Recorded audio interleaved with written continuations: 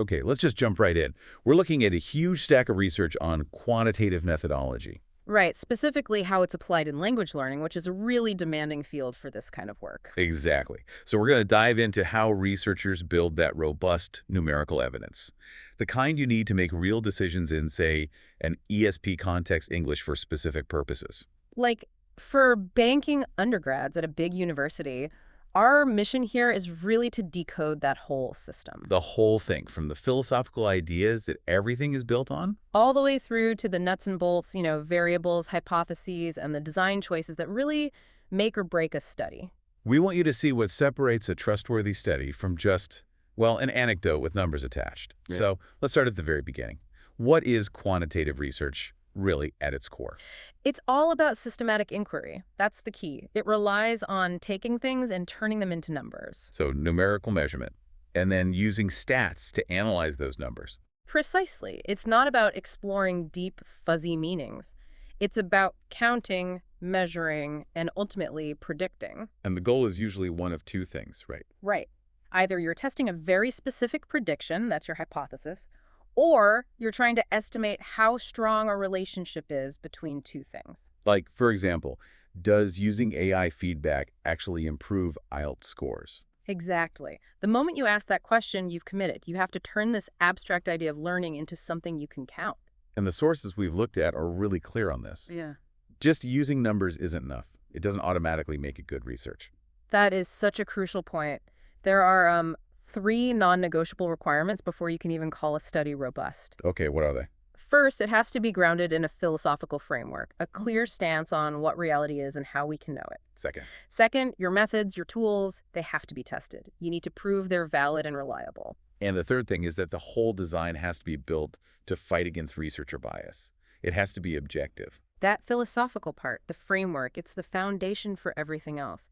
And historically, that foundation was something called positivism. A very hardline approach? Very. Positivism is the belief that reality is just out there. It exists on its own, completely separate from us, and we can observe it objectively. Like a physicist measuring gravity. Exactly like that. A pure positivist believes you can measure social reality with your tools and senses and arrive at a single certain truth. Knowledge comes from empirical observation and logic, period. So in our language learning example, how would a pure positivist measure something like reading proficiency in that ESP finance course? They'd stick to things that are completely objective. No teacher's gut feeling, no subjective grading. So what would they use? They'd measure reading rate in words per minute, cold, hard numbers, and comprehension accuracy as a percentage on a multiple choice test.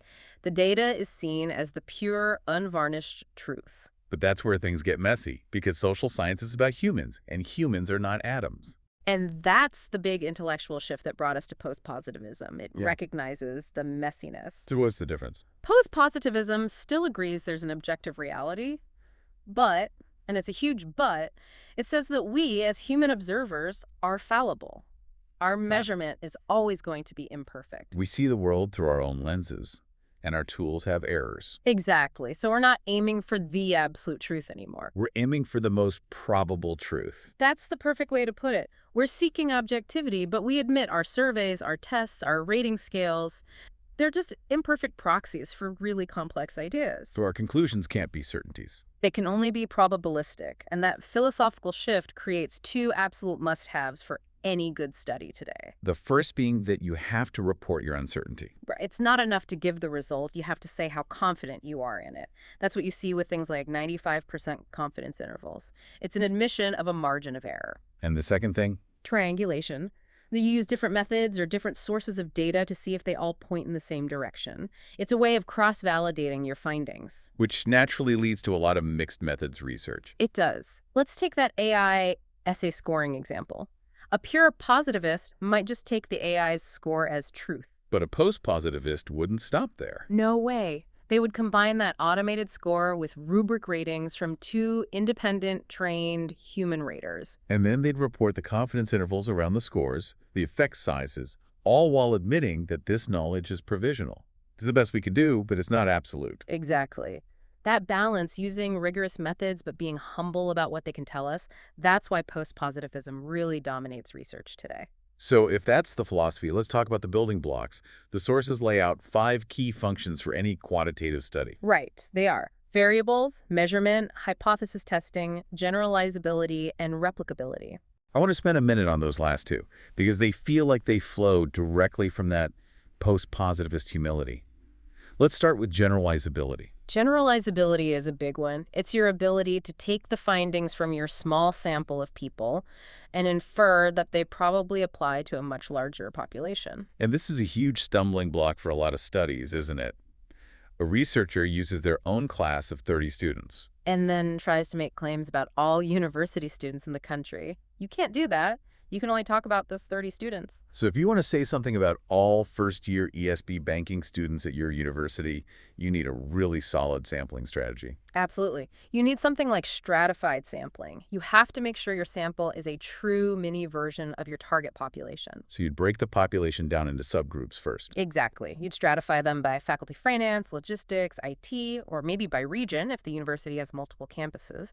Then you draw a random sample from within each of those groups. And that ensures you don't accidentally get a sample that's, say, 90% finance students, when they only make up 60% of the actual population. Precisely. It makes your claims of generalizability statistically defensible. Okay. The fifth function, replicability, feels very modern. It's all about open science. It is. It's the ultimate form of showing your work. Replicability means you provide so much detail that another researcher in another lab could run your exact study again to see if they get the same results. So you're sharing more than just the final paper. Oh, much more. You're sharing your survey instruments, your decision-making logs, and, crucially, the actual analysis code you used in R or SPSS. It feels like a big cultural shift. A huge one. 20 years ago, a lot of that was kept in a black box. Now, platforms like the Open Science Framework encourage you to upload everything. So if you had human raters, you'd share the rubric. You'd share the rubric, the training materials for the raters, and the inter-rater agreement data, like a Cohen's kappa score of, say, 0.76, which shows your raters were consistent. It proves your results weren't just a fluke of some secret scoring method. All right, let's get into the nitty-gritty of variables. They're not just random things that change. They have very specific jobs in a study. We can use that AI feedback idea as our running example. Perfect. So there are 4 main functional roles. The first is the one everyone knows, the independent variable, or IV. That's the cause, the thing you, the researcher, are changing or looking at. It's the intervention or the predictor. In our example, the IV is the type of feedback. One group gets the AI feedback, the other gets traditional teacher feedback. Simple enough. And the effect of that is the dependent variable, the DV. Exactly. It's the outcome. It's what you measure to see if the IV had an impact. So that would be the writing performance score, or maybe an oral accuracy score. It could be either. Whatever outcome you think the feedback is supposed to improve, that's your DV. Then you have the variables that help you clean up the messiness of the real world, the control variables. These are so important. A control variable is something you either hold constant or statistically account for to rule out alternative explanations. Because when you're comparing 2 existing classes, they're probably not identical to start with. Never. So you have to control for those initial differences. The most common one in language research is initial proficiency. You measure it with a pretest. By controlling for that, you can be more certain that any differences you see at the end are because of your feedback type, not because one group was just stronger from day one. That's the whole idea. Okay, now for the 2 that always trip people up, moderator and mediator. They sound similar. But they do very different jobs. A moderator changes the strength or even the direction of the relationship between the IV and the DV. It answers the question for whom, or under what conditions the effect works. Perfect. For example, maybe you find that the AI feedback is really effective, but it's much stronger for female students than for male students. In that case, gender is the moderator. Exactly. Gender doesn't cause the improvement, but it changes the size of the AI's effect. So that's the moderator affecting the intensity. What about the mediator? The mediator explains the process. It's the how or the why. It's the bridge that connects the IV to the DV. Give me an example of that. Okay, imagine a study finds that explicit grammar instruction leads to better writing accuracy. The mediator could be working memory capacity. So the instruction doesn't just magically improve accuracy. Right. The theory is that the instruction first improves the student's working memory for grammatical rules, and that improvement in working memory is what actually leads to better accuracy. The effect is transmitted through the mediator. Makes sense. So beyond their jobs, we also classify variables by how they're measured. Categorical versus continuous? Right. Categorical variables are just groups or labels. The numbers are just codes. They don't have a mathematical meaning. And the simplest form is dichotomous, just two categories. Male, female, public, private, university. And if you have more than two, it's polycotomous, like proficiency level, beginner, intermediate, advanced. Then on the other side, you have continuous variables. These are the ones that can take on a full range of values, things like age in years, a test score, height, weight. What about something like a Likert scale? A survey where you rate things from 1 to 7. That's a great question. A single Likert item from 1 to 7 is technically ordinal, not continuous.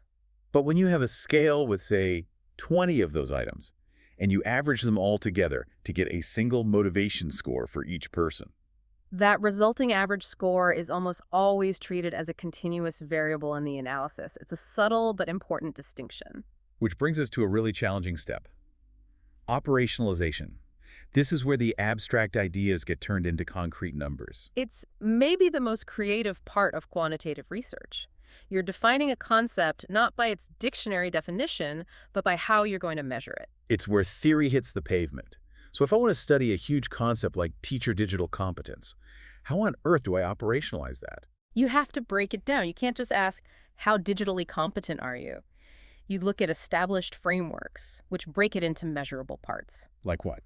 Like their skill in using digital resources, their use of pedagogical strategies with technology, and their knowledge of data protection. Each of those becomes a subdimension. And for each of those, you'd write a bunch of specific survey items on a Likert scale. Exactly. Something like, I use the LMS to give students feedback at least once a week. 1 strongly disagree to 5 strongly agree. The average score across all those items becomes your operationalized measure of digital competence. It's the same challenge for something internal, like learner engagement. You can't see it directly. No, so you have to triangulate, use a mix of indicators. You could measure behavioral engagement by looking at the hard data from the university's learning system. Login frequency, time spent on a task, that sort of thing. Yep, the digital footprint. But then you have to pair that with measures of emotional and cognitive engagement. Which you'd get from a self-report survey on motivation or a test of metacognitive awareness. Exactly. By combining the clickstream data with the survey scores, you get a much richer, more valid numerical picture of that fuzzy concept, engagement. Okay, variables are operationalized. Now we have to make a prediction. This is the hypothesis. Right, and it's a deductive process. You start with a big theory, you use logic to make a specific prediction based on that theory, and then you collect data to see if your prediction holds up. And we always set up 2 competing hypotheses. The first one is the null hypothesis, or H0. The null is the default assumption. It's the hypothesis of no effect, no difference, no relationship, the status quo. So if we were comparing 3 ways of teaching vocabulary, the null would be. There is no statistically significant difference in vocabulary retention scores between the 3 methods. The whole point of the study is usually to gather enough evidence to reject that statement. And the one you're hoping is true is the alternative hypothesis, H1. That's the one that posits a difference or a relationship does exist. So, students in the blended learning group will have significantly higher scores than those in the traditional group. The language has to be very precise, doesn't it? Extremely precise. Let's take that example of peer versus teacher feedback on writing. The null is easy. There's no difference in improvement scores between the 2 groups. What about the alternative? The alternative could be non-directional. There is a statistically significant difference between the groups. It doesn't say who is better. Or it could be directional. Right. Based on theory, you might predict the peer feedback group will show significantly greater improvement. That's a more specific and riskier prediction. What about a study that's not comparing groups, but just looking for a link, like between anxiety and speaking ability? That's a correlational hypothesis. The null, $H would be, the correlation between foreign language anxiety scores and oral proficiency scores is 0. Meaning no relationship. No linear relationship. The alternative, H$1, would simply be that a statistically significant correlation does exist. This whole framework is what allows statistics to be a decision-making tool. So the rigor of that decision depends entirely on who we study and how we pick them. We have to be really clear on the population versus the sample. The population is the entire group you're interested in. It's theoretical. It could be all first-year banking undergrads at HOB. And the sample is the actual manageable group of people you collect data from, the subset. Right, and how you get from the population to the sample is what sampling is all about. This is where the big divide between probability and non-probability sampling comes in. Probability sampling is the gold standard for generalizability. It is because every single person in the population has a known non-zero chance of being selected. It removes selection bias. So that includes things like simple random sampling, where you just draw names out of a hat, basically. Or systematic random sampling, where you pick every 10th person from a list. And, as we mentioned, stratified sampling, which is even better. Where you ensure your sample's proportions, like the mix of majors, matches the population's proportions. Exactly. It's the most rigorous way to ensure your sample is a true microcosm of the whole group. But in the real world, especially in schools, that kind of random selection is often just not possible. It's so hard. You can't just randomly pull students out of their scheduled classes. That's why we so often have to rely on non-probability samples. And the most common one is convenience sampling. Which is just using who's available. The students in the 2 classes you're already teaching. It's easy, but it has a huge drawback. You can't really generalize the findings beyond that specific group. Precisely. Then you have purposive sampling, where you're not trying to generalize, you're trying to get a very specific type of person. Like, you only want to talk to lecturers with over 10 years of online teaching experience. Exactly. You handpick them based on your criteria. The key with any non-probability sample is that you have to be upfront about its limitations in your final report. That's part of the rigor. Okay, so we know how to pick them. But the big question is always, how many do we need? Why is having too small a sample such a fatal flaw? It's fatal because of statistical power. If your sample is too small, your study has low power. Meaning You could have a real effect. Your new teaching method could actually be working, but your statistical tests won't be sensitive enough to detect it. You'll get a non-significant result and incorrectly conclude your method doesn't work. a false negative. So how do researchers figure out the minimum number they need? The most rigorous method is a power analysis, and you do it before you collect any data. How does that work? You have to specify 3 things. Your alpha level, which is usually 0.05, your desired power, usually 80%, and critically, the expected effect size. How big of a difference are you hoping to find? Exactly. A Great. small, medium, or large effect. You plug those into a calculator, and it tells you the sample size you need. For a simple 2-group comparison with a medium effect size, you typically need around 64 people per group. A lot more than people think. Much more. What if a power analysis is too complex? Are there simpler guidelines? There are rules of thumb, especially for things like regression or survey development. For a regression model, a common rule is you want at least 10 to 20 participants for every single predictor variable you're including. And for building and validating a new questionnaire, the numbers get even bigger. Oh, way bigger. If you're doing an exploratory factor analysis, or EFA, to see if your survey items group together correctly, you need a huge sample. The recommendations are often 300 to 500 participants minimum. Wow. You need that many people to be sure the factor structure you find is stable and not just some random quirk of your small sample. And finally, there are formulas for when you know the total population size. Right, like the Yamana formula. If you know there are exactly 5,000 first-year students at your university, the formula can tell you that for a 5% margin of error, you'll need a sample of about 370 of them to be representative. So we have our sample. Now we need the tools to collect the data, the instruments. In language research, what are the usual suspects? You have your standard surveys and questionnaires, usually with Likert scales. You have standardized proficiency tests like the IELTS or TOEIC. Things with established validity. Right. Then, for performance tasks like writing or speaking, you use detailed analytic rubrics or rating scales. And a big one now is digital analytics. That's the data from the learning management system, the LMS. Exactly. How often students log in, how long they spend on a page, what they click on. A really strong study might combine rubric scores on an essay with the LMS data to see which online behaviors predict writing quality. Once you have your instrument, you have to do quality control. You have to prove it's reliable and valid. Let's start with reliability. That's just consistency, right? It is. Does your tool measure consistently? And you have to report on 3 kinds of reliability. First is internal consistency. Do all the items on your motivation scale actually measure motivation? Or is measuring something else? Exactly. And we measure that with a statistic called Cronbach's alpha. You're looking for a score of 0.70 or higher. If it's lower, your scale is junk. Okay, what's the second type? Retest reliability. Consistency over time. If you give the same person the same test 2 weeks apart, do they get a similar score? Assuming they didn't do a bunch of studying in between. Right. And the third, which is so important for language assessment, is inter-rater reliability. Consistency between human judges. If two teachers grade the same essay, how close are their scores? Precisely. And you quantify that with a statistic like Cohen's kappa. You need to show that your raters were trained and agree with each other to a high degree, usually 0.70 or more. Okay, so if reliability is about consistency, validity is about truth. Is your instrument actually measuring the thing it's supposed to be measuring? That's the heart of it. And there's several types of validity evidence you need to collect. Content validity is the first. Do the questions on the test actually cover all the content that was taught in the class? Exactly. You'd have experts review it to make sure. Then there's construct validity, which is more theoretical. Does your foreign language anxiety scale really measure the psychological construct of anxiety? Right. And you check that statistically with factor analysis. You need to show that the items that are supposed to measure anxiety all cluster together, and they're separate from items measuring, say, motivation. And the last big one is criterion validity. That's about how well your test score predicts an outcome. It can be concurrent, meaning your new short tests give similar results to a big established test right now.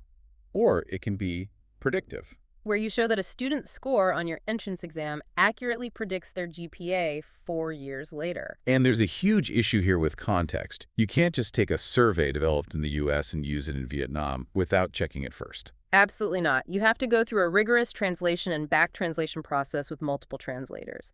Then you have to pilot test the translated version with local students to make sure they understand the items in the same way. Skipping that step completely invalidates your instrument in the new context. So once all those building blocks are in place, the variables, the instruments, the sample, you have to choose your master blueprint. That's the research design. And they're categorized by their purpose, starting with the simplest one, which is just the descriptive design. Right. This is just about creating a snapshot. You're not explaining anything, just describing. Like a survey that reports the percentage of teachers who use digital assessment tools. Then you move up a level to the correlational design. Here you're looking for relationships. You're examining if two variables move together. For instance, is there a correlation between the number of hours spent on a language app and a student's final exam score? But, and this is the big one, you can't say one caused the other. Absolutely not. Correlation does not equal causation. That's a fundamental rule. Then there's the comparative design, which sometimes gets confused with a true experiment. Also called causal comparative. This is where you compare groups that already exist. You might compare the test scores of male and female students. You, the researcher, didn't create those groups. They came that way. To actually claim cause and effect, you need an experimental design. A true experiment. That's the gold standard for causality because it has two key ingredients. You manipulate the independent variable, and most importantly, you have random assignment. You randomly assign students to either the new teaching method or the old one. And because it's random, you can assume the two groups are, on average, identical at the start. So any difference at the end must be because of your intervention. But, as we said, random assignment is almost impossible in a real school. Which brings us to the workhorse of education research, the quasi-experimental design. This is the design you use when you want to look at cause and effect, but you have to use pre-existing intact classes. So you take Mr. Smith's 9 a.m. class and give them the AI feedback, and you take Mrs. Jones's 10 a.m. class, and they get the traditional method. Exactly. The big strength is that it's realistic. It has high ecological validity. But the giant weakness is selection bias. A huge risk. Those two classes might have been different from the very beginning. Maybe one class is just more motivated or has a better teacher. You have to statistically account for those differences, or your causal claims are very weak. Designs are also categorized by time. Longitudinal versus cross-sectional. A longitudinal study follows the same group of people over a long period. You might track the writing development of the same cohort of students from their first year to their fourth year. It's powerful for looking at growth, but it's slow and expensive. Very. The faster, cheaper alternative is a cross-sectional design. Where you just take a snapshot of different groups at the same time. Right. You'd survey first year, second year, and fourth year students all in the same week to compare their motivation levels. You're inferring a developmental trend by comparing the different age groups. All this focus on triangulation and acknowledging uncertainty has really pushed researchers towards mixed methods. It has. It's about combining the What the numbers from the quantitative QEAN data with the Y, the stories from the qualitative QUAL data. To get a fuller picture, the most common type is probably the sequential explanatory design. QINN, then QUAL. Exactly. You start with the numbers, you survey 300 students and find a general trend, say, motivation drops on a specific task. The QEN tells you what happened. Then you move to the QEL phase to find out why. You select a few of those students for in-depth interviews to explore their experiences with that task.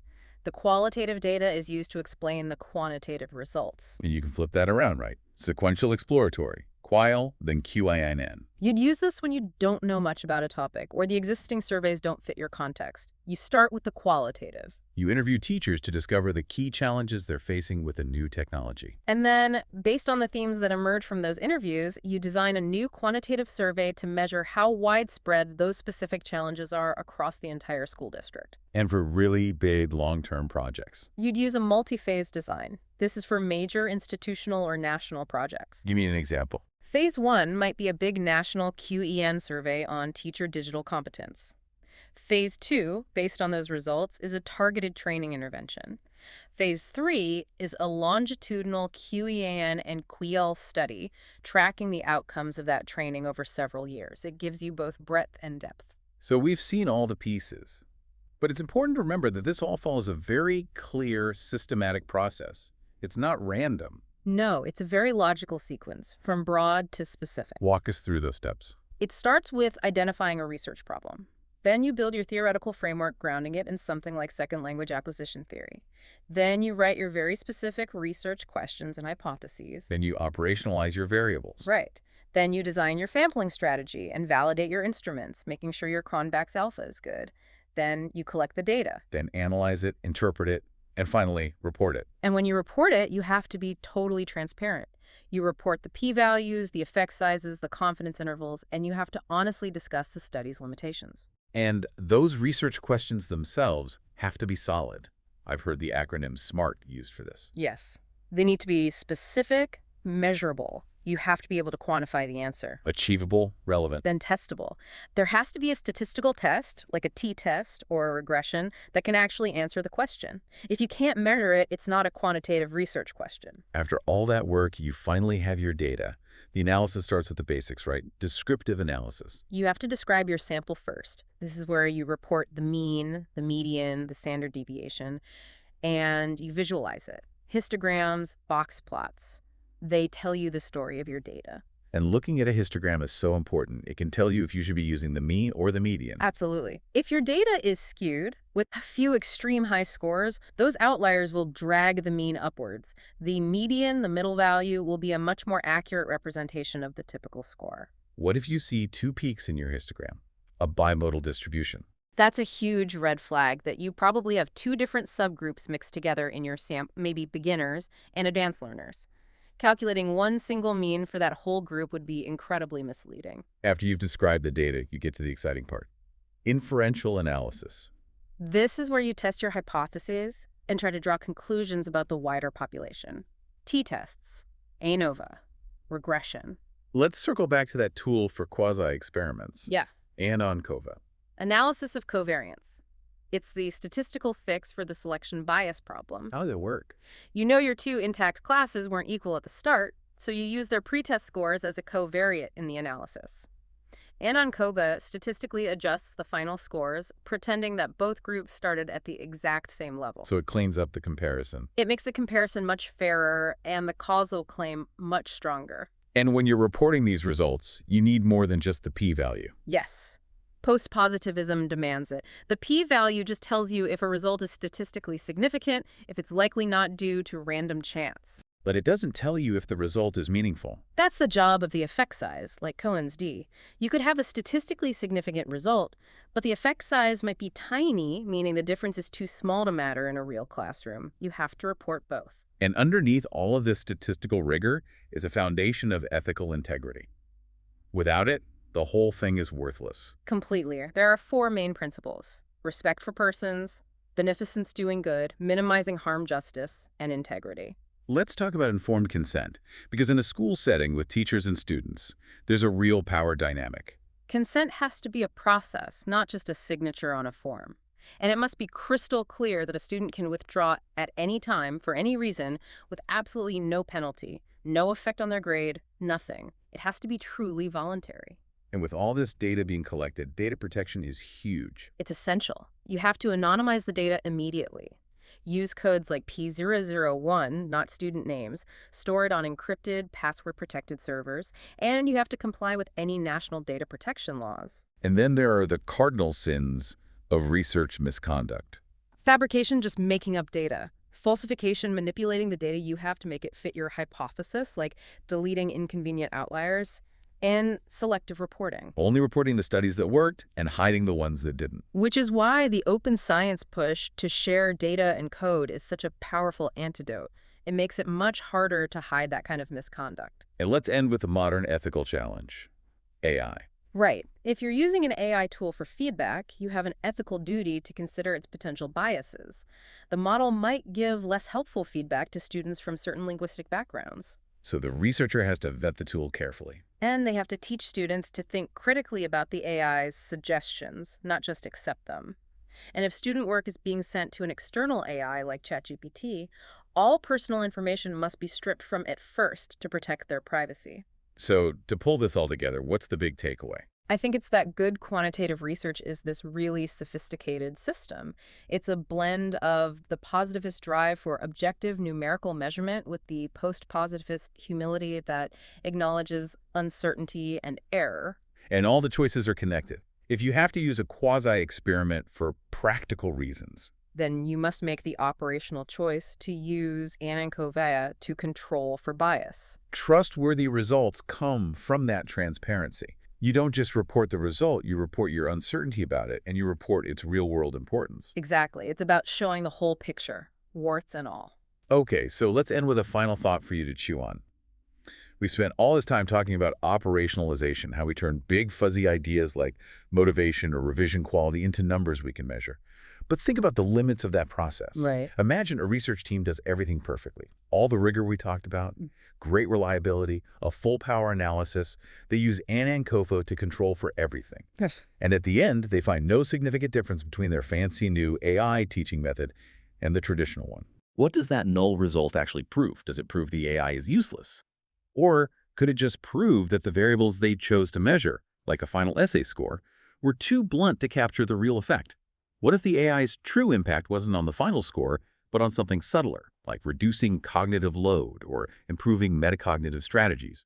What crucial variable are we consistently failing to measure that might be the real key to understanding how we learn languages? That's the question that keeps good researchers up at night. Okay, let's just jump right in. We're talking about the absolute foundation of any quantitative work. Our sources, particularly the materials from the MA 609 module, put it perfectly. You can't build a mansion on sand. Exactly. And descriptive statistics, that's the bedrock. It's the first non-negotiable step before you even think about running the more complex inferential tests. So this is the toolkit, the language that researchers use to take what is often just a messy, intimidating spreadsheet of raw numbers and turn it into a story that makes sense. Precisely. If you skip this part or if you misunderstand it, everything that comes after, your t-tests, your regressions, all of it, it's built on a faulty foundation. It becomes unreliable. So what's the mission today? What do you, our listener, absolutely need to walk away with? I'd say there are two main jobs for descriptive stats. First, they summarize. They show you the trends, the patterns, the shape of your data. But the second job, and maybe the more critical one, is diagnostic. Diagnostic. What do you mean by that? They let you spot the problems. They let you find those influential outliers that could be skewing your results. Or maybe find weird distributions that hint you actually have two different groups hiding in your one sample. It's the data's health check. It's the gatekeeper for data integrity. So to get through this deep dive, you need to master, what, 3 key skills? First, I'm guessing, is telling your data types apart. Absolutely. The NOI scale.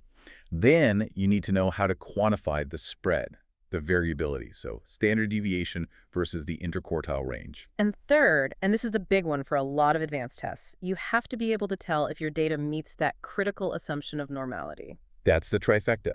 We're going to cover all of it. Data types, central tendencies, so mean, median, mode dispersion, distribution shapes, and then how to actually pick the right graph to tell your story. Okay, so let's start with that first rule of statistics. The single most important decision you make.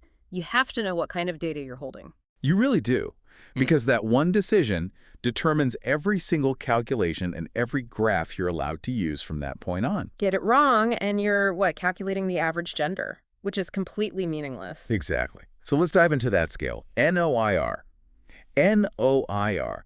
Nominal, ordinal, interval, and ratio. Let's start at the bottom, the simplest one, nominal. Nominal comes from the word name, and that's all it is.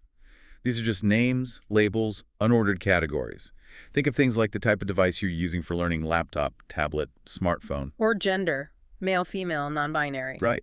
Or in our context, the type of AI tool someone uses. Is it ChatGPT? Is it Grammarly? These are just buckets. We might assign a number, like 1 for laptop, 2 for tablet, but that number is just a code. It has 0 mathematical value. You can't add them up. You can't find the average. You absolutely cannot. Okay, so that's nominal. Moving one step up the ladder, we get to ordinal. The O is for order. That's right. So here, the categories have a meaningful rank or sequence. But, and this is the critical part, the intervals, the actual distance between those ranks, are unequal, or we just don't know what they are. The classic example is always a Likert scale, isn't it? It's the perfect example. A 5-point scale from, say, strongly disagree to strongly agree. We know that agree is more than neutral and strongly agree is more than agree. The order is locked in. But we can't say that the jump from neutral to agree is the exact same amount of agreement as the jump from agree to strongly agree. Exactly. The psychological distance is unknown. Or think about student engagement levels. Inactive, partially active, active, highly active. There's a clear order, but the gaps between them aren't necessarily equal. Okay, but this is where I see people get into trouble. Or maybe bend the rules. A 5-point Likert scale is strictly ordinal. We agree on that. But I see researchers all the time calculating an average satisfaction score from it. Aren't they breaking the rule? That is a fantastic and very real-world question. And the tension is real. Strictly by the book, yes, they are breaking the rule. They're treating something with unknown intervals as if it has equal intervals. So why do they do it? It's a pragmatic choice. In applied research, especially social sciences, if a Likert scale has 5 or more points and the data isn't wildly skewed, it's very common practice to treat it as if it were interval data. Why? Just so they can use better tests. Pretty much. They want to unlock the power of parametric tests, like a t-test, which require interval or ratio data. It's a calculated risk. The key is you have to acknowledge it. You have to write in your report, this ordinal data was treated as continuous for the purpose of this analysis. So you're flagging the assumption you made. You must. It's an analytical judgment call. Okay, that makes sense. So that brings us to the true quantitative level. Starting with interval data, this is where we get those equal intervals we were just talking about. Yes. Here, the distance between points is consistent and meaningful. The difference between a score of 70 and 80 is the exact same as the difference between 80 and 90. But there's still something missing. The true zero. The true absolute zero is absent, and that's the defining feature. Think about standardized test scores, like an IELTS band score or a TOEIC score. 0 on that scale does not mean nothing. Right.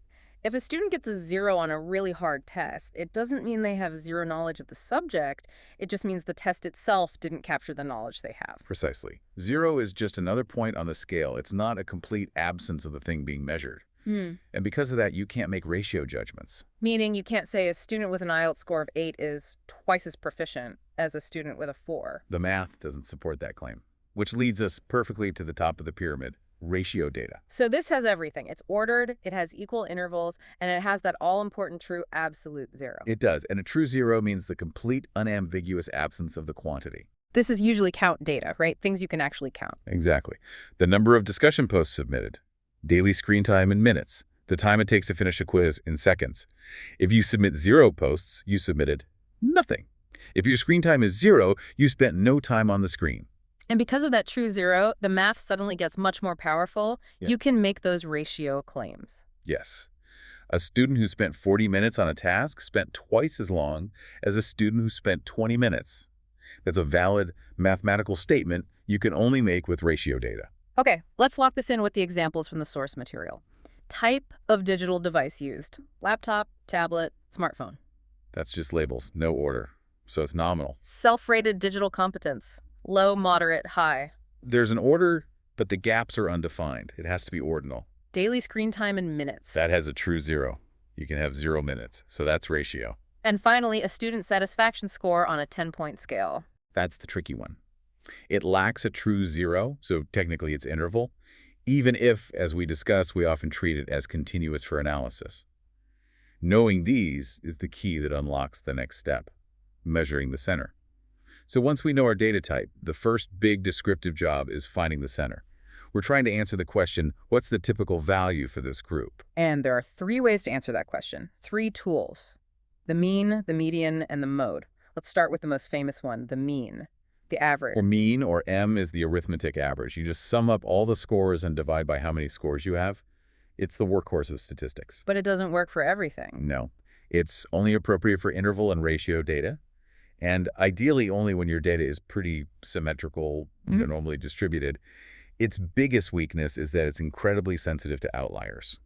Okay, let's use an example. Imagine a small class quiz, 10 students. Their scores are 7, 7, 8, 8, 9, 9, 9, 10, 10, 10. Pretty straightforward. Right. If you calculate the mean of those scores, you get 8.7. Seems like a fair representation. Most scores are clustered around there. But now let's say one student was having a really bad day or was sick, and they scored a 1, a clear outlier. Okay, so we add that 1 to the mix. The new mean, if you run the calculation again, drops all the way to 7.9. Wow. So even though most of the students, 8 out of 10 of them, scored an 8 or higher, the mean is now below 8. Exactly. That single school of 1 has dragged the mean down, making it a much poorer reflection of how the group actually performed as a whole. And this is where our second measure of center comes to the rescue, the median. The median, or MDIN, is the savior in these situations. It's simply the middle value when you line up all your data from smallest to largest. It splits the data perfectly in half, 50% above, 50% below. So let's go back to our quiz scores. With the original 10 scores, the median is 9. It's the middle value. Right. Now, what happens when we add that outlier score of 1? The ordered set now has 11 scores. The middle score is still 9. It didn't budge. It's completely stable. The mean dropped almost a full point, but the median didn't move at all. Its superpower is that it fundamentally ignores the value of the scores at the ends. It only cares about their position in the line. It's outlier insurance. It's the best outlier insurance you can get. And because it's based on position, not value, it's also the most appropriate measure for true ordinal data, like a Likert scale. The median response is often much more telling than the mean. Okay, and the third one is the simplest, the mode. The mode, Mo, is just the value or category that shows up most often, the most frequent one. This is the only one you can use for nominal data, isn't it? It is the only appropriate measure of center for nominal data. You can't calculate a mean device preference, but you can report the mode. The modal device, or the most common one, was laptop. But it can be useful for other data types, too. Oh, absolutely. If your mean score on a test is 70, but the mode is 95, that tells you something really interesting. It tells you there's a big clump of students who did extremely well, even if the average was lower. And remember, you could have more than one mode. A bimodal distribution, we'll get to that. We will, but the key takeaway for these 3 is a really useful rule of thumb. If the mean, the median, and the mode are all very close to each other, then your distribution is probably close to symmetrical or normal. Let's check that with the reading scores from the source. 70, 72, 74, 75, 75, 76, 78, 80, 82, 84. Okay, so running the numbers on that, the mean is 76.6. The median, which is the average of the 2 middle scores, 75 and 76, is 75.5. And the mode, the most frequent score, is 75. So look at those 3 numbers, 76.6, 75.5, and 75. They're all packed together. This tells us the distribution is approximately symmetric, and it gives us confidence that the mean is a reliable, trustworthy measure of the center for this particular data set. So we found the center, but that's only half the story. I mean, 2 classes could have the exact same average score, say 85 out of 100, but be completely different environments. Well, one class might have every single student scoring somewhere between 80 and 90, very consistent. The other could have scores all over the map, from 50s to 100s. Same average, totally different reality. Exactly. Knowing the average isn't enough. We have to quantify the spread, the variability. The question becomes, are the students all clustered together, or are they widely varied? This is what we call dispersion. Right. And the simplest measure is the range. Just the maximum score minus the minimum score. It gives you a quick snapshot. But it's unstable, isn't it? Like the mean. Extremely unstable. It's based on only 2 data points. the very highest and the very lowest. So if you have just one weird outlier, your range can explode and give a very misleading picture of the overall spread. So for a more robust measure, we need to turn to variance, and its much more famous cousin, the standard deviation. The standard deviation, or SD, is the gold standard. But to understand it, we have to start with variance. Mathematically, variance is the average of the squared deviations from the mean. Okay, let's unpack that. Deviation from the mean is just how far each individual score is from the average. Correct. The problem is, if you just add up all those deviations, the positive ones and the negative ones will cancel each other out, and you'll always get 0. That's not helpful. So to get around that, we square each deviation. That makes all the numbers positive. Exactly. And the average of those squared numbers is the variance. Now, variance is crucial for a lot of advanced statistics, like ANOVA, but on its own, it's hard to interpret. The units are squared, like squared points on a test. What does that even mean? Not very intuitive. Not at all. So to make it interpretable, we do one last step. We take the square root of the variance. And that brings us back to our original units. That is the standard deviation. So the standard deviation is, in simple terms, the average distance of any given score from the mean. That's the perfect practical definition. It tells us, on average, how spread out the scores are. It's our best tool for measuring homogeneity versus heterogeneity. And this is where it gets really practical for, say, an educator. Yep. If you have a small standard deviation. Your class is homogeneous. The scores are all tightly packed around the average. It means your students are very consistent in their performance. That's a relatively easy class to teach because you can aim your instruction at one level. But a large standard deviation. A large SD means the class is heterogeneous. The scores are all over the place. You have a huge gap between your highest and lowest performers. That's a much bigger teaching challenge. Exponentially bigger. Imagine two classes, both with an average score of 38. Class A has an SD of 2.0. That's a tight group. Class B has an SD of 6.5. That's a massive spread. The teacher in Class B has a much harder job. But what if our data has those outliers we talked about? The standard deviation, since it's based on the mean, is also going to be sensitive to them, right? It will be. So if we have skewed data or outliers, we need a measure of spread that, like the median, can ignore those extremes. Which brings us to the interquartile range, or IQR. The IQR is defined as Q3 minus Q1. Q1 is the 25th percentile of your data, and Q3 is the 75th percentile. So by taking the difference between those two, you're basically just looking at the range of the middle 50% of all your scores. Exactly. You are surgically removing the bottom 25% and the top 25% of your data from the calculation. It makes the IQR completely robust to outliers. It's the most stable measure of variability we have. And the IQR isn't just a measure on its own. It's the foundation for actually formally identifying outliers using something called TOEIC's rule. Yes. This is how we move from a gut feeling that a score is weird to a mathematical definition of an outlier. TOEIC's rule gives us a lower and an upper fence. Anything outside those fences is flagged. So how do we calculate the fences? It's a simple formula. You take your IQR and you multiply it by 1.5. Okay, IQR times 1.5. Then you take that number and you subtract it from Q1 to get your lower fence. And you add it to Q3 to get your upper fence. Let's make that concrete with the capstone example about revision time. We have data from 20 students, and we think the max score of 30 minutes might be an outlier. Right. So the calculations in the source show that for that data set, Q1 is 11 minutes and Q3 is 16.75 minutes. So the IQR, the range of that middle 50%, is 16.75 minus 11, which is 5.75 minutes. Perfect. Now we apply TOEIC's rule. We multiply that IQR of 5.75 by 1.5. That gives us 8.625.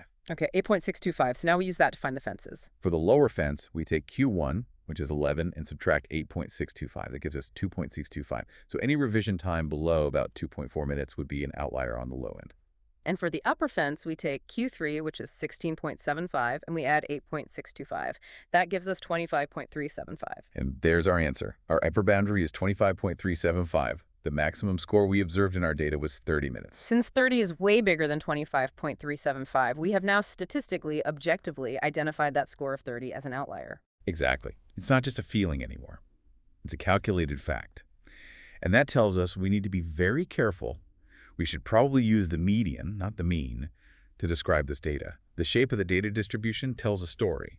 It can reveal things about how hard a test was, or maybe about the natural tendencies in the population you're studying. And as we've said, it's also a gatekeeper. So many of the most powerful statistical tests require the data to be approximately normal. They do. So the first thing we do is just visualize the shape with the frequency distribution, which is really just a fancy way of saying we count how often each value appears. We can see this in a simple table, or for continuous data, the biggest tool is a histogram. The histogram is key. When we plot our data on it, the curve that emerges tells us what we need to know. And the gold standard, the shape we're often hoping to see, is the normal distribution. The famous bell curve, perfectly symmetric. Right. In a perfect normal distribution, the mean, the median, and the mode are all the exact same number, right at the peak in the center. It often suggests a well-designed test where most people score near the average with fewer people at the extremes. It's where the 68, 95, 99.7 rule comes from. It is, but real data is almost never perfect. So the first deviation we look for is skewness, or a lack of symmetry. Let's start with a positive skew. A positively skewed distribution is also called right-skewed because the long tail of the distribution points to the right, towards the positive numbers. So what does that look like in practice? It means most of your scores are piled up on the low end, lots of low scores, with just a few very high scores pulling that tail out. Correct. And in that situation, the mean will always be pulled in the direction of the tail, so the mean will be greater than the median. And what's the story that tells? If you see this shape in test schools, what does it mean? The immediate interpretation is that the test was probably too difficult. The vast majority of students struggled and got low scores, and only a few high flyers managed to get those scores that drag the average up. Okay, so the opposite of that would be a negative skew or left skewed. Right. The tail points to the left, to the negative side.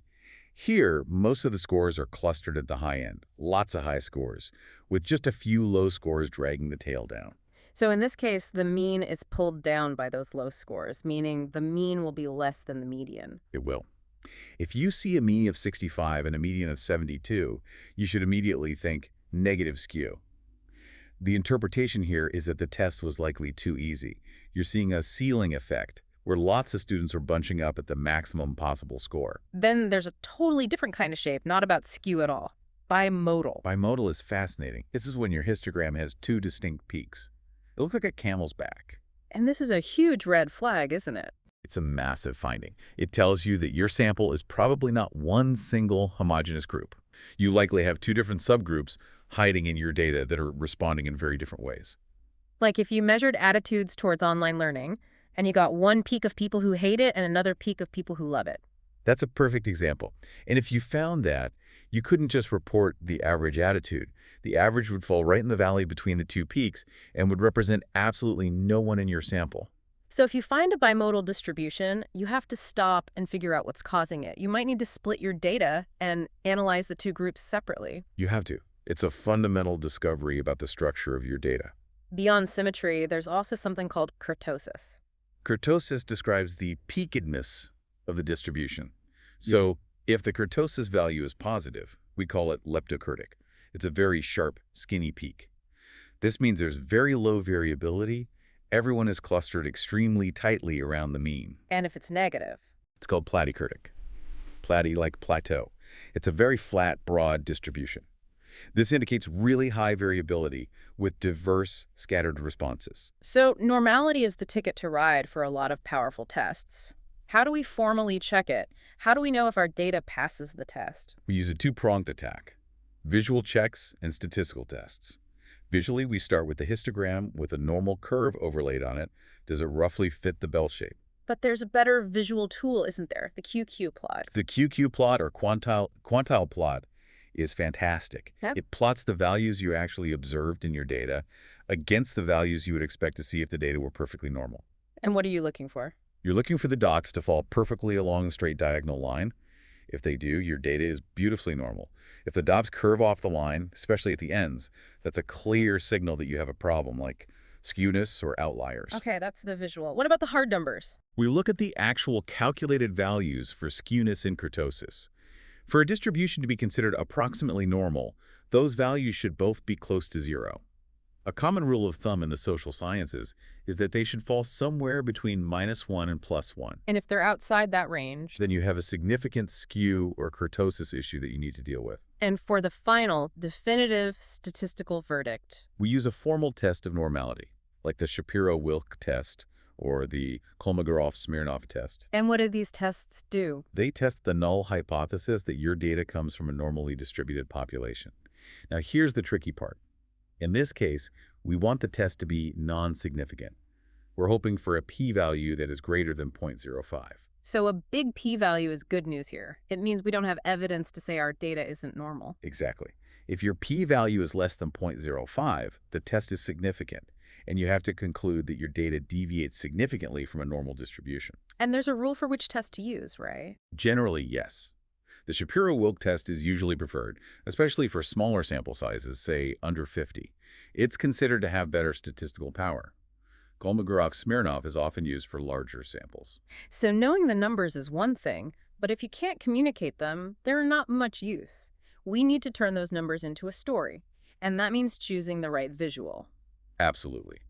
The guiding principle here is that your visualization has to match your data type and your specific goal. Let's start with something that isn't a chart at all. A table. When should we use a table instead of a pretty graph? You use a table when precision is the most important thing. When you need to report the exact mean, the exact standard deviation, the exact n. This is especially true when the differences you're reporting are really small. Like if the mean score for Group A is 85.1 and for Group B is 85.3. Exactly. A bar chart might make that tiny difference look huge and misleading. A table just gives the precise facts without the visual distortion. It's the standard for scientific reporting, often following strict APA guidelines. Okay, but when we do want a graph, let's start with the basics.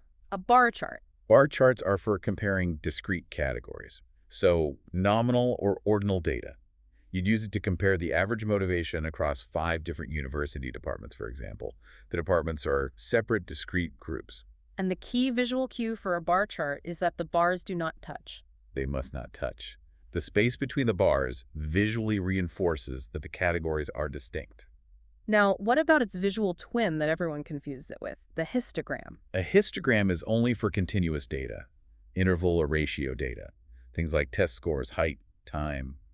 And because the data is continuous, the values flow into one another, so the bars must touch. And its main job is diagnostic, right? Its primary purpose is to let you see the shape of the distribution. You use it to check for normality, to spot skewness, to understand the density of your scores. Okay, what if I want to show parts of a whole, like the percentage of students using different AI tools? That's a job for a pie chart.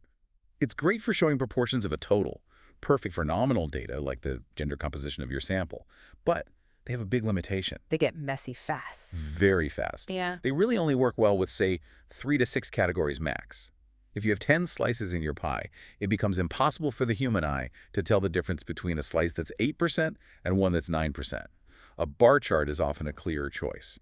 If we're tracking something over time, what's the go-to? That is always a line graph. The x-axis, the horizontal one, must represent the passage of time, days, months, semesters. You use to show trends, like tracking student engagement scores across an entire academic year. And what if my goal isn't just to compare averages, but to compare the spread or variability between groups and also see the outliers? That is the perfect job for box plots, sometimes called box and whisker plots. They are incredibly information dense. They show the 5-number summary, right? They do. In one simple graphic, you see the minimum, Q1, the median, Q3, and the maximum. The box itself is the IQR, the middle 50%. So they are fantastic for comparing the dispersion of scores between 2 or more groups, like an experimental group and a control group. Let's run a quick scenario match then. I need to compare reading motivation means across 5 different separate departments. That's a bar chart. You're comparing a continuous measure across discrete categories. I need to check if my continuous grammar test scores are normally distributed. That is 100% a job for a histogram with a normal curve overlaid on it for comparison. And you'd probably want a QQ plot to back it up. And if I want to show the proportion of students who use ChatGPT versus Grammarly versus Quillbot. You could use a pie chart if you stick to just those 3. Or a bar chart would also work very well. Last one. I want to compare the spread, the median, and any outliers in critical thinking scores between a group that got special training and a group that didn't. Textbook case for side-by-side box plots. Nothing else will show you all of that information so clearly in one place. All right, this is where it all comes together. The highest value an analyst can provide is moving from just stating the numbers, the mean was 4.31, to actually interpreting what they mean in context. You're translating the math into a story with real-world implications. Exactly. It's not just about reciting stats, it's about comparing them across groups, linking them back to your research question, and maybe even suggesting why you're seeing the patterns you are. Let's practice with that AI usefulness memo example from the source material. This compared how useful different student groups found AI tools. The groups were Year 4 students, Year 1 students, and TESOL postgraduates. Okay, so first we look at the measure of center, the mean. Year 4 students had the highest mean usefulness rating at 4.31. Year 1 was next at 4.22, and the postgraduates were lowest at 4.15. Okay, so that gives us a clear ranking. The fourth years found it most useful, on average, but that's just part one of the story. Right. Now we add the crucial context of dispersion, the standard deviation. Year 4 had the lowest SD at 0.28. The postgraduates had the highest SD at 0.40. This is the insight the mean alone completely hides. So what's the full story then? The full story is, not only did Year 4 students rate AI as most useful, but their opinion was also the most consistent, the most homogeneous. That low SD tells us their scores were all tightly clustered around that high mean. There was a strong consensus among them. And the postgraduates? The TESOL postgrads, while rating it a bit lower on average, had the most varied and dispersed opinions. That high SD of 0.40 tells us there was a lot of disagreement within that group. Some might have loved it, some might have hated it. And that observation is actionable. It suggests you need to dig deeper, maybe with interviews, to find out why that specific group has such a wide range of opinions. That's the perfect next step. Now, I noticed in that same memo when the researcher talked about a different variable, AI fairness, they didn't report the mean and SD. They reported the median and the IQR. Why would they switch? That switch is a sign of a smart analyst at work. By choosing the median and IQR, they are telling us something about the data without saying it directly. It implies they probably checked the distribution and found that the AI fairness data was either heavily skewed or had some serious outliers. So they chose the more robust, outlier-proof measures to give a more honest picture of the data's center and spread. Exactly. It's a critical thinking move. Which brings us to the biggest warning, the major pitfall everyone needs to avoid. The limitation of descriptive statistics. This is so important. Descriptive statistics only describe your sample. That is all they do. The single biggest mistake people make is trying to use them to draw causal conclusions. So with our AI example, we saw that Year 4 students rated AI usefulness higher than Year 1 students. We cannot say that being in Year 4 causes students to like AI more. You cannot. It's a classic correlation is not causation error. All we know is that there's an association in our data. The fourth years are associated with higher scores. Why can't we say it's causal? The difference is real. Because the difference could be caused by 100 other things we didn't measure. Maybe the Year 4 curriculum uses AI much more, so they're more familiar with it. Maybe they had a specific professor who championed it. You can't know from this data. To even begin to talk about causes, you need to move into inferential statistics like ANOVA or regression.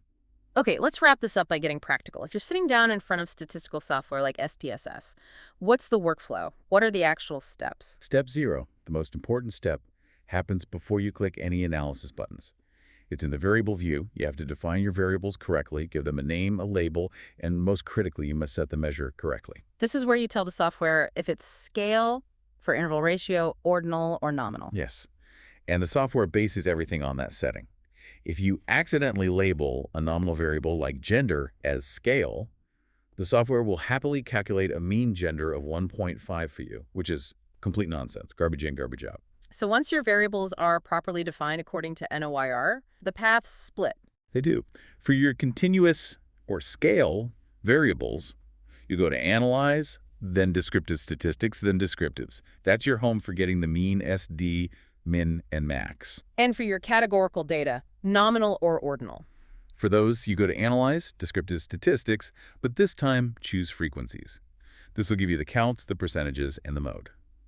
This is also where you typically generate a bar chart or a pie chart. And what about that deep dive into the shape of the data, the all-important normality check? For that, you need the most powerful tool in the descriptive menu, Explore. It's Analyze, Descriptive Statistics, then Explore. And what does Explore give you? You put your continuous variables in there, and under the Plots option, you make sure to tick the boxes for histogram and normality plots with tests. That one command will give you everything you need. The histogram, the QQ plot, and the results of the Shapiro-Wilk test. It's the complete normality checking toolkit. So we've covered a huge amount of ground here. We started with those 4 data types, understanding why that true zero and ratio data is so important. We looked at the measures of center and why the median is your best friend when your data is skewed. Then we quantified spread, learning how the standard deviation tells you if your group is homogeneous or heterogeneous, and how the IQR and cookies rule give you a powerful mathematical way to hunt for outliers. And we learned to read the story in the shape of the data. A positive skew often means a difficult test. A negative skew, an easy one. Understanding this is the key to making sure our more advanced tests are even valid. It really is. It's less about just crunching numbers and more about becoming a detective, asking critical questions about the quality of your data. We know a lot of analysis assumes that data is normal, but when your real-world data isn't, you have to be ready to pivot. And the main options are to either try to mathematically transform the data to make it more normal, or to just switch your strategy entirely and use non-parametric tests, which don't care about the distribution at all. Which brings us to one last provocative thought for you to take away. Imagine you're looking at longitudinal data. You see that your students' average GPA has been going up semester after semester, a beautiful upward trend on a line graph. That sounds like great news, a clear sign of curriculum improvement. It looks like it. But now, with what you know, would you just celebrate? Or would your first instinct be to check the skewness and the kurtosis of those GPA scores each semester? What if you find that the scores are constantly negatively skewed, clustered up against the ceiling at the very top end? Meaning the tests or assignments might be getting easier and easier. Exactly. So what does that descriptive improvement really tell you about the quality and the rigor of the learning that's taking place? Remember, always, always look beyond the mean. Okay, let's just jump right in. If you are serious about quantitative research, your entire credibility rests on one thing. Proving your data is trustworthy. Exactly. And that's the mission of this deep dive. We're going straight to the statistical foundation, specifically those analytical steps you have to take before you can trust any of your final results. And that foundation is, well, it's everything. Before an institution decides to adopt some new teaching method because your study showed it was better, you first have to prove your measuring stick was even working correctly. So we're tackling 3 of those essential tools. That's right. First, the reliability test, which is all about making sure your measurements are consistent. Then the t-test. For when you're comparing exactly 2 groups. And finally, ANOVA, which is what you use when you've got 3 or more groups to compare. I think the best place to start is with that analogy of the scale. It just makes the concept of reliability so clear. It really does. If you weigh someone in the morning and they're 50 kilograms, and then 2 hours later they're 45 kilograms, your scale is unreliable. Period. You can't trust the numbers. That's it exactly. And the source material really hammers this home. Reliability is the prerequisite for everything that follows. You can have an instrument that's consistently wrong, right? Yes, that's reliable but not valid. But you absolutely cannot have a valid instrument if it's unreliable. You have to get that stable measuring stick first. And in social sciences, we're measuring things like motivation or stress with surveys. Right, with multi-item surveys. So you have to make sure all those different questions are actually, measuring the same underlying concept. Which brings us to the gold standard for measuring that internal consistency. Cronbach's alpha. Represented by the Greek letter alpha dollar. It's basically a score that tells you how tightly all your individual survey questions are hanging together. Yes, think of it as teamwork among your questions. Alpha goes up if you ask more questions about the same idea, and crucially, if those questions agree with each other. And there's a key rule here that often gets missed. Oh, a huge one. You have to calculate alpha per construct. Not for the whole survey. Never for the whole survey. Yeah. If you're measuring motivation, competence, and anxiety, you need 3 separate alpha scores, not one giant meaningless one. Okay, so let's get into the benchmarks. There's a sweet spot we're aiming for, isn't there? There is. For most high-stakes academic work, like a master's thesis or a dissertation, you're aiming for what we call good reliability. An alpha score between 0.80 and 0.90. Exactly. Now, if you're just doing some preliminary work, maybe a classroom-based survey, then 0.70 to 0.80 is generally seen as acceptable. But here's the part I find fascinating. The paradox that the score can actually be too high. Right. I mean, if I get a 0.98 alpha, my first thought is, fantastic, this is perfect. But the source material says anything over 0.95 is suspicious. Why? Because a score that high is a huge red flag for item redundancy. You're just asking the same question in 3 slightly different ways. Precisely. And you should care about that, because it wastes your respondents' time, it can add noise to the data, and it just makes your survey impractical. High reliability is great, but ultra-high reliability often points to a poorly designed, repetitive scale. And on the other end, if it dips below 0.60, Then you've got poor reliability, the scale is basically broken, you need to go back and review or just remove some items immediately. so let's say we get an overall alpha of 0.86. That's good, we're happy. But a serious researcher can't just stop there. No, absolutely not. Because what happens if one single question is subtly undermining the entire thing? And that's where you have to shift from looking at the whole scale to diagnosing each individual question. This is where the item-level diagnostics come in. For a researcher who spent months on their instrument, this is kind of the moment of truth. One bad item can compromise a whole project. So we look at two key numbers. The first one is the corrected item total correlation. Right, this basically measures how well one specific item correlates with the total score of all the other items on that scale. Is this question pulling its weight? Is it fitting in with the team? That's the idea. And the guideline here is pretty rigid, that correlation has to be 0.3 or higher. If it's below that, the item is inconsistent. It's probably measuring something else entirely. Okay. And the second diagnostic is the final test for survival. Cronbach's alpha if item deleted. Which is exactly what it sounds like. It is. The software shows you what the new overall alpha would be if you took that one item out. And the rule is simple. If the alpha goes up after you delete an item, that item was bad news, It was dragging down the whole score. and it has to go. Let's make this concrete with the motivation scale example from the source material. It had an overall alpha of 0.86 with 10 items.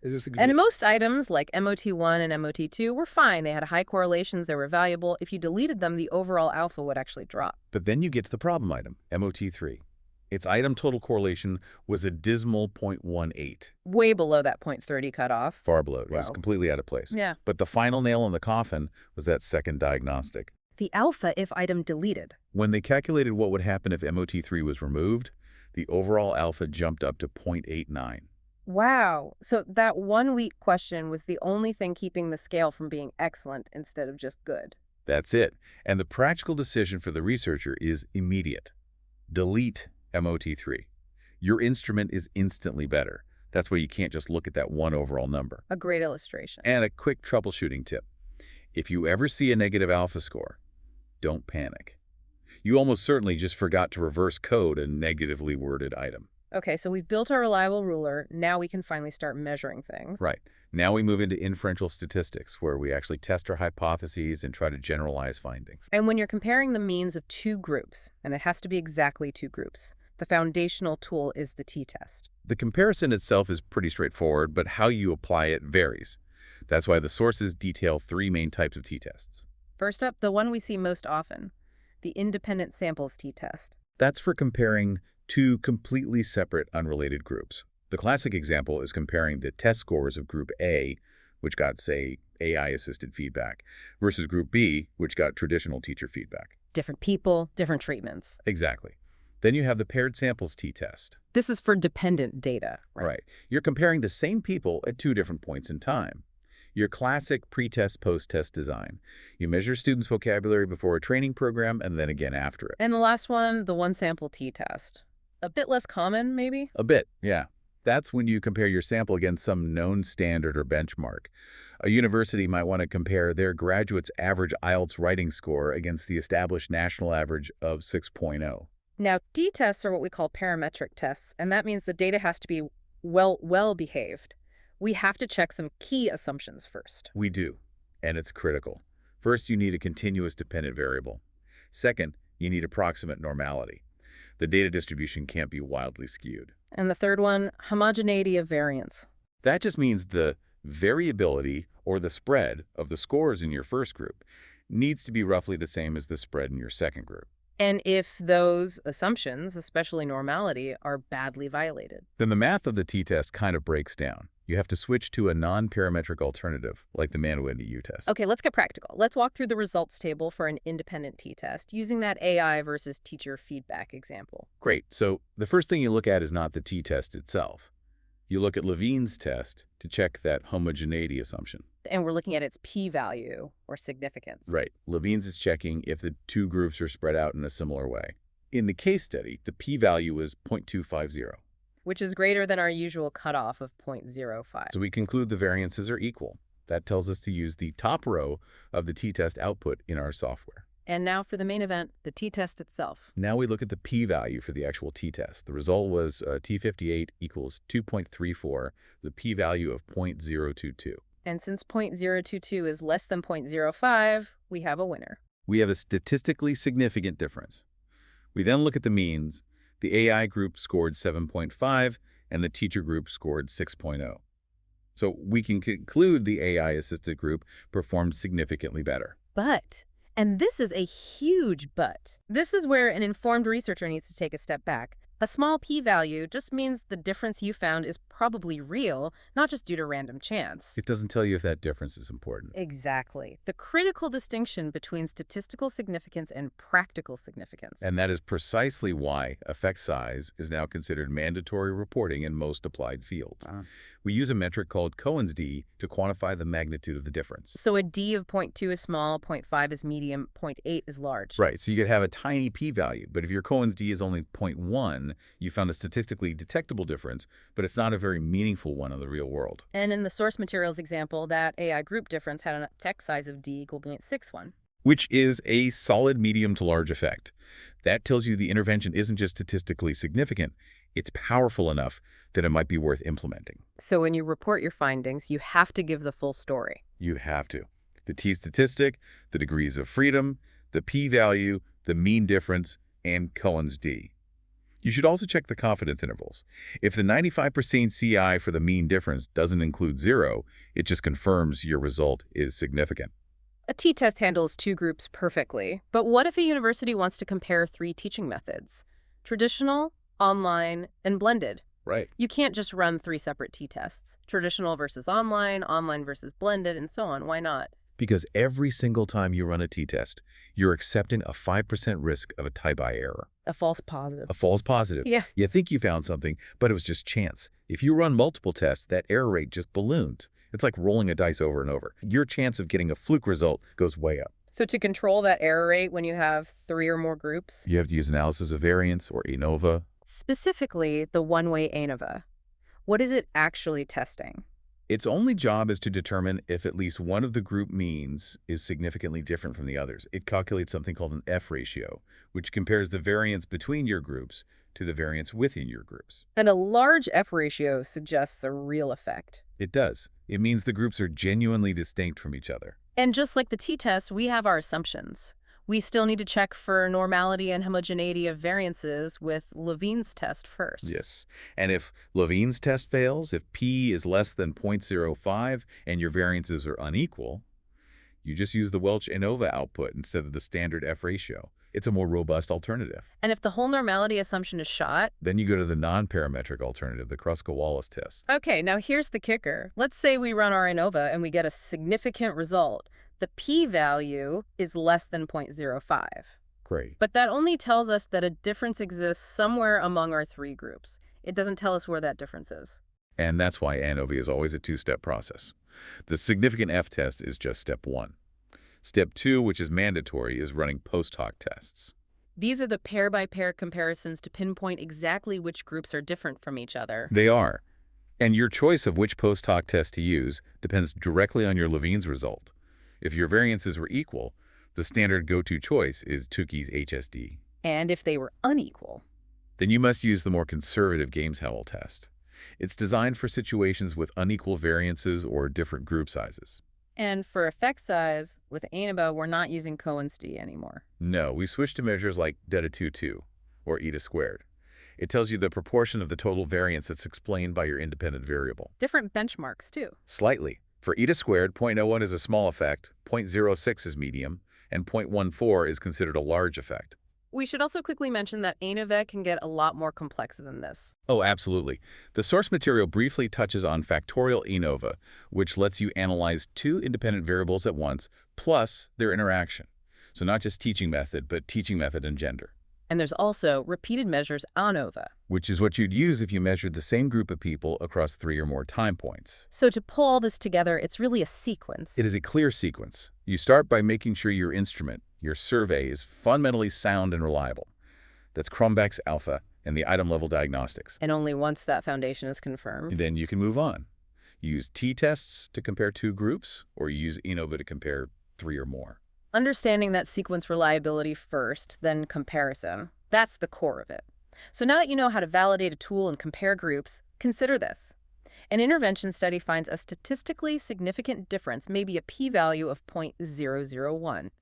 It suggests method A is better than method B. But then you calculate the effect size, and Cohen's d is only pointing at 0, a tiny effect. If implementing method A means tripling your budget and retraining your entire staff, does that statistically significant finding actually justify the enormous practical cost, given how small the real-world effect is?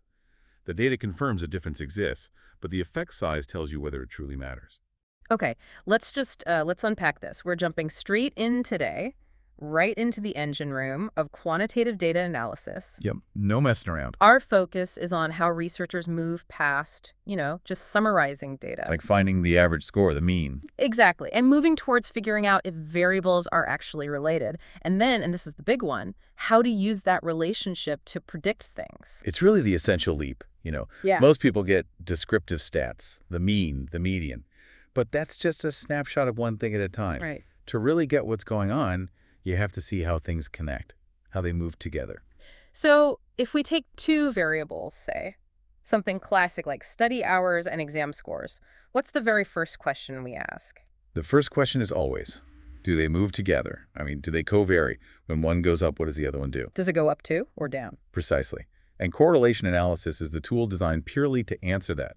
It just quantifies the strength and the direction of that movement.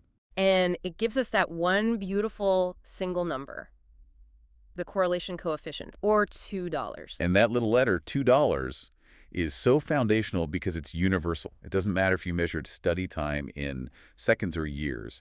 The $2 is always between -1 and +1. Which means you can compare results from completely different studies. You can. It's unit-free. That's the magic of it. Okay, so let's break down those goalposts. What does a perfect +1 look like in the real world? A perfect +1 would mean, well, it would mean that for every single extra minute you study, your exam score goes up by a perfectly predictable amount, no exceptions. And a -1. A perfect -1 would be, say, for every hour of practice, your number of errors goes down by a perfectly predictable amount.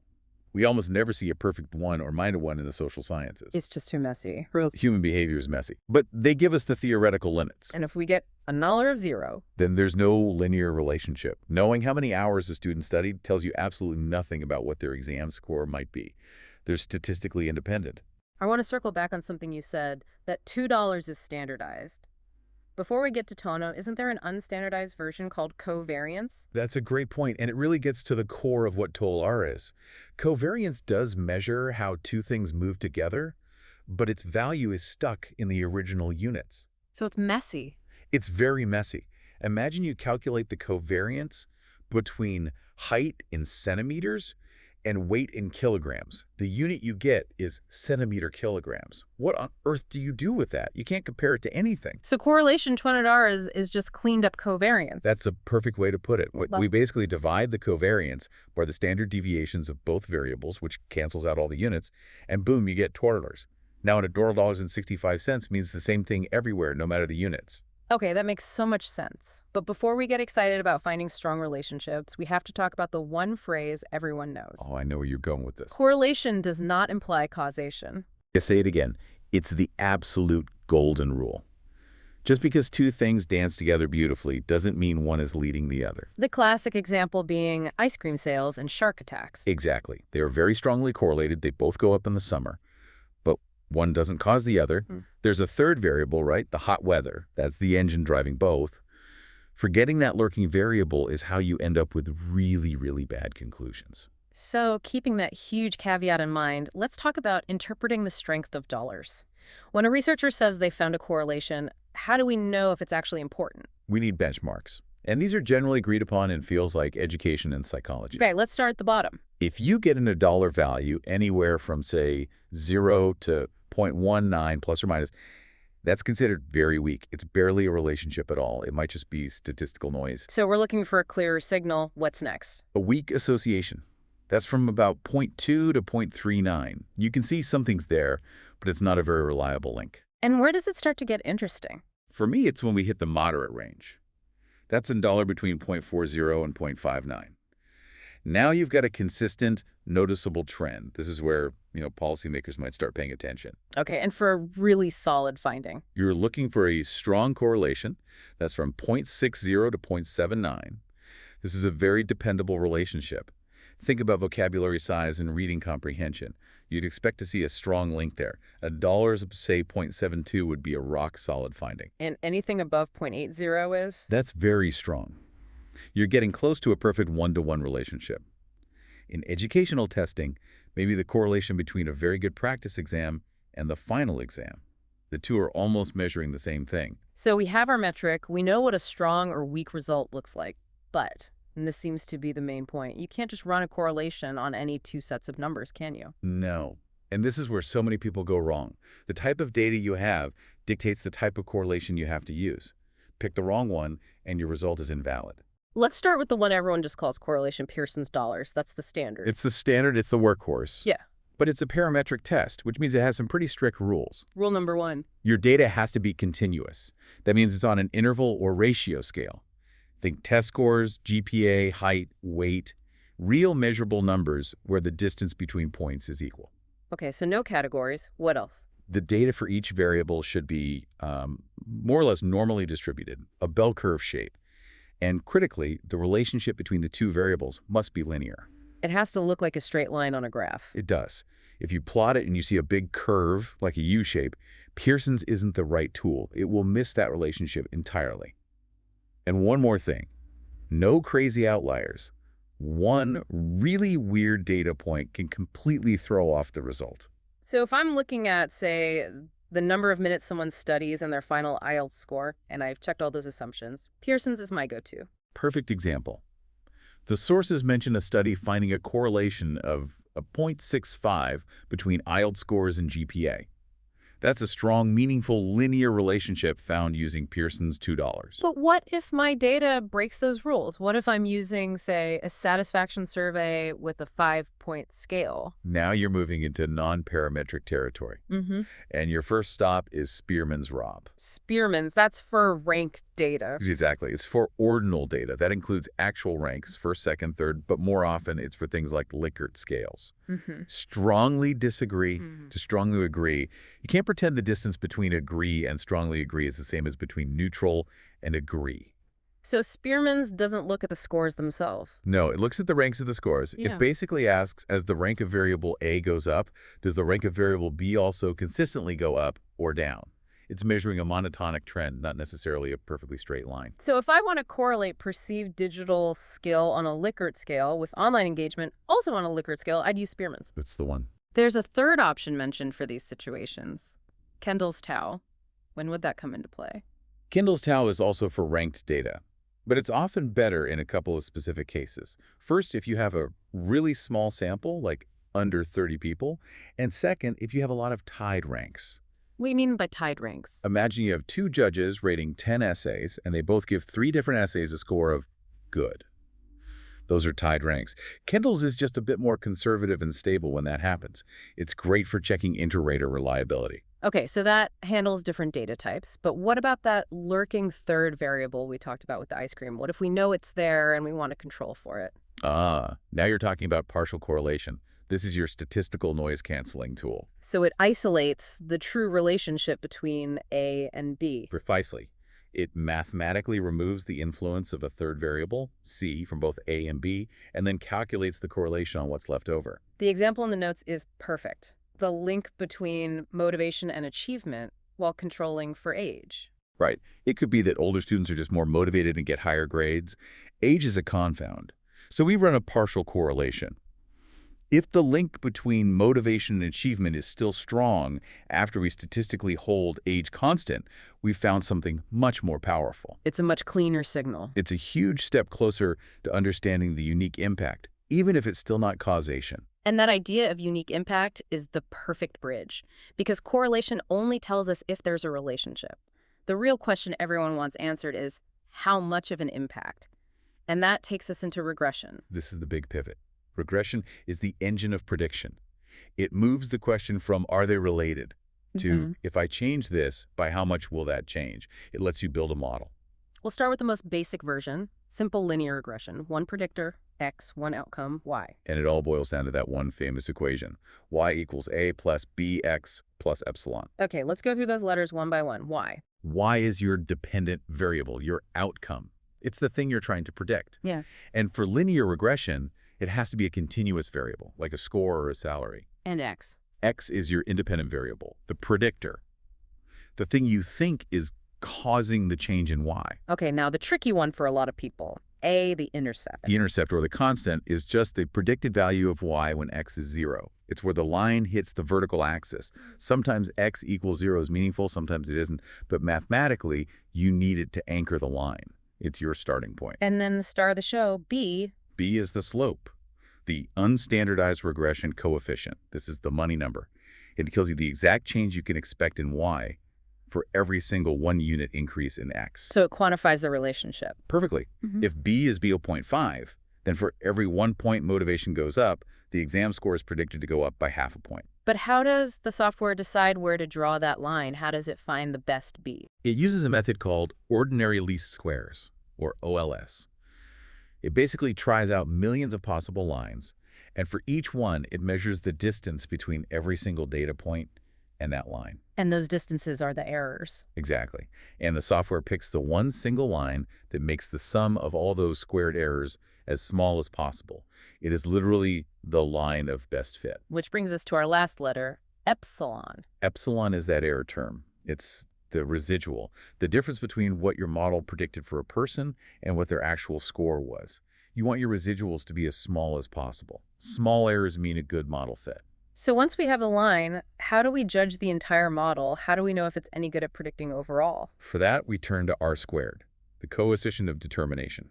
Okay, so if the B coefficient tells us about the slope, what does R squared tell us? R squared tells you what percentage of the total variation in your outcome, Y, is explained by your predictor, X. So it's a percentage. If I get an R squared of 0.45, then you can say that your predictor accounts for 45% of the variation in the outcome. The other 55% is explained by, well, other stuff you didn't measure. and in a field like education, 45% is a pretty big deal. It's a very big deal. An R squared of 0.45 is a strong model. It gives you a single number to judge the overall usefulness of your prediction. Now, I often see adjusted R squared reported too. Why the adjustment? Ah, that's important. The regular R squared has a flaw. Yeah. It always goes up every time you add a new predictor to the model. Always, even if the new predictor is complete garbage. So it's too optimistic. Exactly. The adjusted R squared penalizes the model for having more predictors. It gives you a more honest, conservative estimate of the model's true explanatory power. It's always the better one to look at when you're comparing models. Let's make this real with the example from the source material. Predicting an IELTS writing score based on a motivation score. The equation was predicted score honest 3.20 plus 0.48 times motivation. Okay, so now we have a tool. Let's say a student gets a motivation score of 8. We just plug it in. So 3.20 plus 0.48 times 8, which is 3.84. So that's 3.20 plus 3.84, which gives us a predicted score of 7.04. There you go. You just made a specific, data-driven prediction. And the interpretation of that B coefficient, the 0.48, is the key takeaway. It means for every 1 point bump in motivation, we predict a nearly half-point bump in the writing score. Exactly. That's actionable intelligence. But the real world is almost never that simple, right? It's never just one thing predicting another. It's never just one thing, which is why we almost always move from simple regression to multiple regression. Using 2 or more predictors to explain our outcome, what's the biggest advantage of doing that? The biggest advantage is that you can find the unique contribution of each predictor while controlling for the effects of all the others. So if we think motivation and, say, study hours both predict success, multiple regression can tell us how much each one matters on its own. Yes, it mathematically untangles their effects. The model will tell you the unique impact of 1 extra point of motivation, holding study hours completely constant. It isolates the effect. The equation just gets longer then. Right. Y equals A plus B1 times X1 plus B2 times X2, and so on. That's it. Each predictor gets its own B coefficient. But then we have a new problem. If motivation is on a 10-point scale and study hours is on a 1,000-point scale, we can't just compare their B values, right? You can't. It would be comparing apples and oranges, which is why we need to standardize them. And that's where the standardized beta coefficient comes in. Beta. Beta. It puts all the predictors on the same scale in standard deviation units. Now you could look across all the betas in your model, and the one with the highest absolute value is your strongest unique predictor. It's your MVP. I like that. The most valuable predictor. Exactly. Before we even look at the individual betas, though, there's a test for the whole model, isn't there? The F test. The F test is the gatekeeper. It's the first thing you look at. It tells you if your group of predictors, all taken together, are doing a significantly better job of predicting the outcome than just pure chance. So if the F test isn't significant, You stop. The whole model is useless. You don't even bother looking at the individual predictors. But if it is significant, then you know your R squared is meaningful, and you can proceed. okay. Now for the really, really important part, the guardrails, the assumptions. Yes, you can have a beautiful R squared, a significant F test, amazing betas. But if you violated the core assumptions of regression, the results are statistical fiction. So, assumption 1, linearity. Just like with Pearson's correlation, the relationship between each predictor and the outcome has to be a straight line. You check it with a scatter plot. If you see a curve, you need a different kind of model. Assumption 2, normality of residuals. This is about the errors, right? Not the original data. Key distinction. We don't care so much if the raw scores are normal. We care deeply that the errors, the residuals, are normally distributed with a mean of 0. The model assumes the mistakes it makes are random and balanced. And how do we check that? A histogram of the residuals should look like a bell curve. Or even better, a normal PP plot, where the dots should hug a straight diagonal line. Okay, assumption 3. This one has a great name. Homoscedasticity. It's a mouthful. It just means equal variance. The amount of error in your model's predictions should be consistent all the way along the line. Your model should be equally good or equally bad at predicting low scores as it is at predicting high scores. And if it's not, that's when we see that funnel shape in the residual plot. That's the classic sign of a violation, which we call heteroscedasticity. A funnel shape tells you the model is pretty accurate for some values, but gets wildly inaccurate for others. Your significance tests become unreliable if you see that.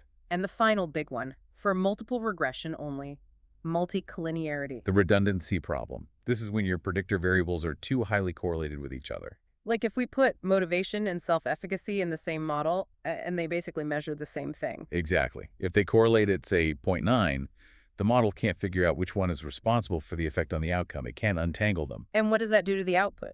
It inflates the standard errors of the coefficients. So you might have a really important predictor, but because of the redundancy, the model will tell you it's not statistically significant. It hides the truth. And we check this with the VIF? The variance inflation factor, VIF.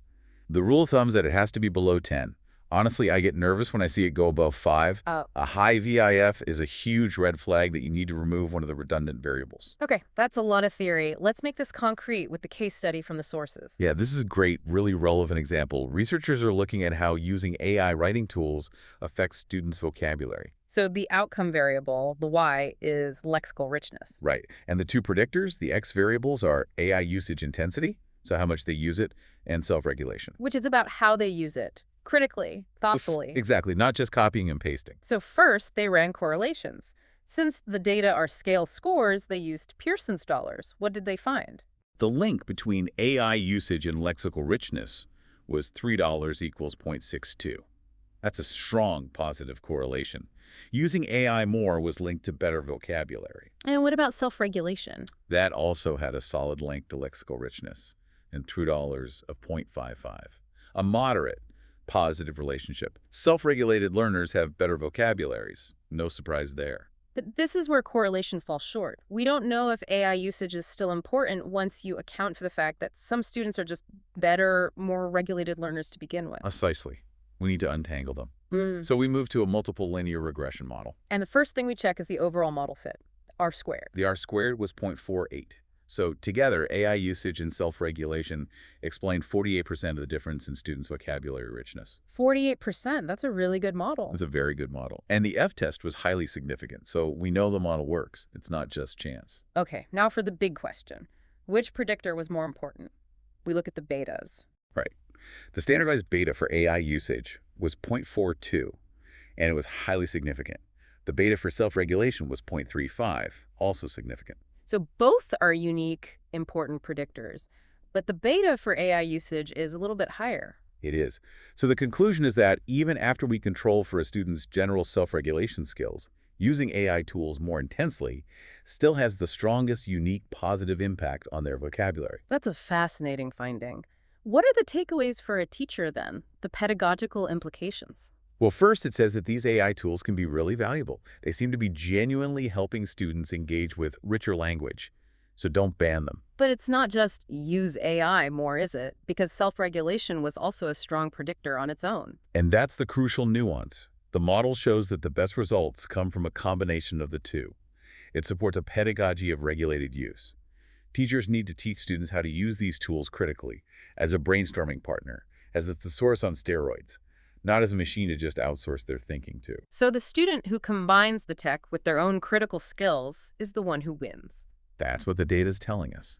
It's a fantastic example of how statistics can directly inform classroom practice. Okay, we've gone through the numbers. But you can't really trust a model until you've looked at the pictures, right? The visualizations. You absolutely have to look at the pictures. They're your final and most important check on the assumptions. So first up, the basic scatter plot with the regression line on it. Simple, but essential. It gives you an instant visual confirmation. Is the relationship actually linear? Is the slope going in the direction you expected? If that plot looks weird, you have a problem right from the start. Then the big one for checking assumptions, the residual plot. Yes. The plot of the predicted values against the residuals or the errors. You are praying for complete, boring randomness. A shapeless cloud of dots. And what does that boring cloud tell you? It tells you that your assumptions of linearity and homoscedasticity are likely met. The errors are random, as they should be. If you see any pattern at all, a curve, a funnel shape, your model is in trouble. And for multiple regression, there's one more useful plot. The partial regression plot. I love these. It's a way to visually isolate the effect of one single predictor. It shows you the relationship between, say, AI usage and the outcome after it has statistically removed the effects of all the other variables, like self-regulation. It's a clean look at one specific relationship. So for learners who get comfortable with this, the journey doesn't have to end with multiple regression. There are more advanced paths. Oh, definitely. The first logical next step is often hierarchical regression. That's where you add predictors in blocks, right? Right. Based on theory. You might enter known predictors, like prior grades, in block 1. Then you add your new, interesting variable in block 2. And the model will tell you the change in R-squared. It shows you exactly how much new explanatory power your variable added to the model. It proves the incremental value of your idea. Precise. What about when you have really small, difficult data sets? Then you might want to look at bootstrap regression. It's a computational method that basically resamples your own data thousands of times to build a more stable, reliable estimate of your coefficients. It's fantastic when you can't quite meet the normal assumptions. And a final advanced topic, interaction or moderation analysis. This is where things get really interesting. You're no longer just asking, does X predict Y? You're asking, does the effect of X on Y depend on some third variable Z? Can you give an example? Sure. Does the effect of motivation on achievement depend on gender? Maybe motivation gives a bigger boost to boys than to girls, or vice versa. The relationship is conditional. Moderation analysis lets you test for those complex, nuanced effects. So we've really covered the whole journey today, from the simplest question of, are these two things related, all the way to building and testing these complex predictive models. And the core takeaway, I think, is the difference between the two tools. Correlation, with its Strudel value, just measures the strength and direction of a link. Regression, with its equation and its R-squared, gives you a tool to actually predict an outcome and weigh the unique importance of different factors. It's the difference between seeing a storm on the horizon and being able to predict its path and strength. That's a great way to put it. But, and we have to end here, the predictions are only as good as the foundations. You have to check those assumptions. Linearity, homoscedasticity, no multicollinearity. If your VIF is over 10, your beautiful R-squared means absolutely nothing. So what does this all mean for you, the listener? It means the next time you see a headline that says X predicts Y, you now have the tools to be skeptical. You can ask, okay, but what was the R-squared? How much of the story did they actually explain? And what was the B coefficient? How big is the effect, really? Exactly. You're now equipped to look past the claim and demand the evidence. Now go forth and question the data. All right, we are jumping right into a pretty serious stack of sources today. We're moving way past the basics. This isn't just about, a simple review of stats. It's about getting the tools to handle the real, messy, complex data you find in fields like education or applied linguistics. That is the whole mission here. We are officially leaving the gateway statistics behind us. Yeah. Your standard t-tests, your simple regressions, those tools are fine, but they assume this clean, simple world where one thing causes another and every data point is totally independent. Which is never the case. Never. Our source material forces us into reality where everything is connected, it's nested, and a lot of the important stuff is, well, hard to even measure directly. Okay, so let's map out that reality. What are the big recurring statistical hurdles that these advanced methods are designed to solve? Our sources point to 4 main challenges. First, you almost never have just one single outcome, right? You're usually tracking multiple outcomes at the same time. Second, the world is noisy. There are always confounding factors you have to control for, otherwise they just skew your results. Third, and this is a big one, data is nested. Students are in classes, classes are in schools. You can't ignore that structure. And the fourth? The fourth is about testing those big, tangled theoretical ideas, the ones that involve latent variables. Things you can't just measure with a ruler, like motivation or anxiety. Let's start with that first one then, the multiple outcomes. A researcher tests a new teaching method. They're not just looking at, say, the final writing score. They probably also care if it improves speaking skills or grammar or vocabulary depth, all at once. So how do you handle all those dependent variables without just getting lost? You use MANOVA. That's multivariate analysis of variance. It is the essential upgrade from a standard ANOVA, and ANOVA compares group means on one single outcome. MANOVA is built from the ground up to handle 2, 3, 10 dependent variables simultaneously across all the groups you're comparing. But why is it so important to group them? What's to stop me from just running 4 separate, simple ANOVAs, one for writing, one for speaking, and so on? That feels easier. Oh, that is the methodologist's nightmare scenario. It really is.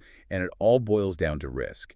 Every single time you run a statistical test with that standard alpha level of 0.05, you're accepting a 5% chance of a type I error. A false positive. You claim you found something, but it was just random noise. Exactly. A false alarm.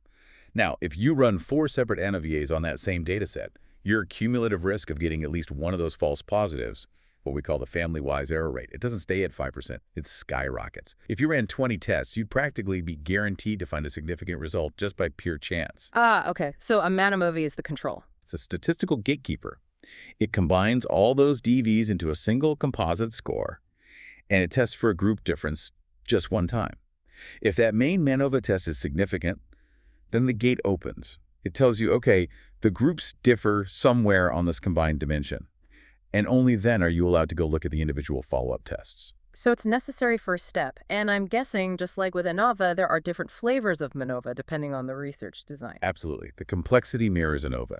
The most basic is the one-way MANOVA. That's one independent variable. Right. One IV with 2 or more groups. So, for example, comparing the skill profile, let's say reading and listening scores of students in an online class versus an in-person class, your IV is just the instruction mode. Okay, and what if we had another factor? Like, say, we want to know if gender plays a role in how that instruction mode works. Then you've got a 2-way MANOVA. This is where it gets really interesting, because you can look for interaction effects. You might be looking at teaching method A versus B, crossed with gender, and your outcomes are, say, writing and speaking scores. Maybe method A is fantastic for female students, but has no effect on male students. And a 2-way MANOVA would pick up that interaction across both writing and speaking at the same time. Precisely. And that's a much richer finding than just looking at one outcome. And the sources also mention a mixed MANOVA, or a split plot design. This sounds crucial for any study that tracks students over time. Oh, it's essential for longitudinal research. The mixed part means you're combining a between-subjects factor, like your experimental group versus your control group, with a within-subjects factor. And the within-subjects part is time. Pre-test, mid-test, post-test. Exactly. The same people measured repeatedly. It's incredibly powerful because it's modeling 2 types of correlation at once. It accounts for the fact that, say, writing and speaking scores are related to each other, and it also accounts for the fact that your pre-test score is obviously related to your own post-test score. It's built for that kind of complex correlated data you see in intervention studies. Okay, since we're on the topic of rigor, let's talk about the rules, the assumptions. What does a researcher need to check before they can trust their MANOVA results? Well, you have the usual suspects like normality, but the big unique one for MANOVA is the homogeneity of covariance matrices. That sounds complicated. It's a bit of a mouthful, but the concept is pretty straightforward. It just means that the pattern of relationships among your dependent variables needs to be roughly the same in all your groups. So if writing and speaking scores are highly correlated in Group A, they should also be highly correlated in Group B. If they aren't, the test can become unreliable. And there's a test for that? There is. It's called Box's M test. Right. And what happens if you fail that test? If your data is messy and the matrices aren't equal? Then you have to be very careful about which multivariate test statistic you report. Your software will give you 4 of them, and the choice really, really matters. Okay, let's break that down. Which one should we be looking at? Historically, everyone just reported Wilks Lambda. It's the most common, it's easy to understand. A value close to 0 means you have strong group differences. And it's fine, if your data is perfect. But research data is almost never perfect. Exactly, which is why many methodologists now push for reporting Pillai's trace. Pillai's trace. Why that one? Because it's the most robust, it's the toughest, it holds up best when you violate assumptions, like having unequal group sizes or failing that Box's M test. It basically tells you the proportion of variance explained by your groups, and it's just the most honest choice when your data is a little bit messy. And the other two, Hotelling's trace and Roy's largest root. You see them less often. Hotelling's trace is really best when you only have 2 groups. Roy's largest root can be very powerful, but it's also very sensitive. So if your assumptions aren't perfectly met, it's just too risky. The takeaway is pretty clear. When in doubt, trust Pillai's trace. All right, moving to that second challenge, controlling for noise. In any real-world study, the groups you're comparing are never perfectly identical at the start. How do you filter out those pre-existing differences? That is the job of anacosia, analysis of covariance. You can think of it as a statistical tool for creating a fair comparison. It's a hybrid of ANOVA and regression. Its whole job is to compare group means, but only after it statistically removes the influence of some other variable that's clouding the picture. We call that variable the covariate. So you're basically adjusting the final scores to pretend that everyone started from the same place. That's a perfect way to put it. Let's use that great example from the sources. A researcher is comparing 2 classes on a post-test score. One class used an AI writing tool, the other used traditional methods. But here's the problem. The students weren't perfectly matched. The AI group just happened to have a slightly higher average pre-test score before the study even began. So if they score higher on the post-test, you don't know if it's because of the AI tool or just because they were a bit ahead to begin with? Exactly, you can't tell. But if you run an ANTOVIA and you enter that pretest score as the covariate, the analysis performs a statistical adjustment. It asks, what would the post-test scores have looked like if both groups had started at the exact same average pretest level? It neutralizes that initial advantage and gives you a much cleaner, much purer estimate of the true effect of the AI tool itself. It levels the playing field. And I can see how this all connects. If you have multiple outcomes and you need to control for a covariate, you just combine them into MANCOVI. You've got it. MANCOVI lets you control for something like prior proficiency across all your outcomes, writing, speaking, vocabulary, all at the same time. It's about making your entire comparison as fair as possible. Now for the big one, at least in educational research, that nested data problem. Why is it such a statistical sin to just treat every student in a study as a completely independent data point? Because they're not. And this is the fundamental reason we need hierarchical linear modeling, or HLM. Sometimes it's called multi-level modeling, or MLM. The problem is that standard regression has a core assumption, the independence of observations. And in a school setting, that assumption is just, well, it's completely violated. So break that down. Why is it violated? It's really just common sense. Yeah. Students who share the same teacher, the same classroom, the same resources, they're going to be more similar to each other than they are to students in a completely different class in a different school. They share an environment. They share an environment. So if you ignore that and you treat 30 students in one class as 30 totally independent data points, you're making a massive statistical error. And that error makes you overconfident in your results. Precisely. You're ignoring a huge source of systematic influence, which makes your error term artificially small. And a small error term means you're much more likely to get a significant p-value to find an effect that isn't really there. You get a huge inflation of type I errors. HLM is the only method designed to properly handle that shared variance. Okay, so how does a researcher know for sure that HLM is necessary? Is there a diagnostic test, a kind of litmus test? There is, and it's the very first thing you calculate. It's called the Intraclass Correlation Coefficient, or the ICC. The ICC tells you exactly what proportion of the total variance in your outcome is due to the group level. In this case, due to the classroom. So it quantifies how much the context actually matters. Perfectly said. So let's say we're studying writing performance. We calculate the ICC, and it comes out to 0.20. That's a huge deal. It means that 20% of all the differences we see in student writing scores can be explained simply by which classroom they were in. Wow. Only 80% is down to the individual students themselves? Right. And if that ICC is significant, and a common rule of thumb is anything over 0.05 or 0.1, then you have to use HLM. The context is just too powerful to ignore. So HLM works by basically building a model at the student level and another at the classroom level and then combining them. Let's talk about level 1. What's happening there? Level 1 is the individual student. The equation at this level looks at how student characteristics, things like their motivation, their prior GPA, how much they study predict their outcome, like their writing score. And it does this within each class separately. And then level 2 is the classroom, the context. Correct. Level 2 looks at teacher or school characteristics. This is where you'd have variables like class size or teacher experience or, like in our case study, teacher digital competence. The level 2 model then tries to explain why the results from level 1 are different from one class route to the next. When you run this, you get two main sets of results, fixed effects and random effects. What are the fixed effects telling us? The fixed effects are the averages. They're what you'd get from a normal regression.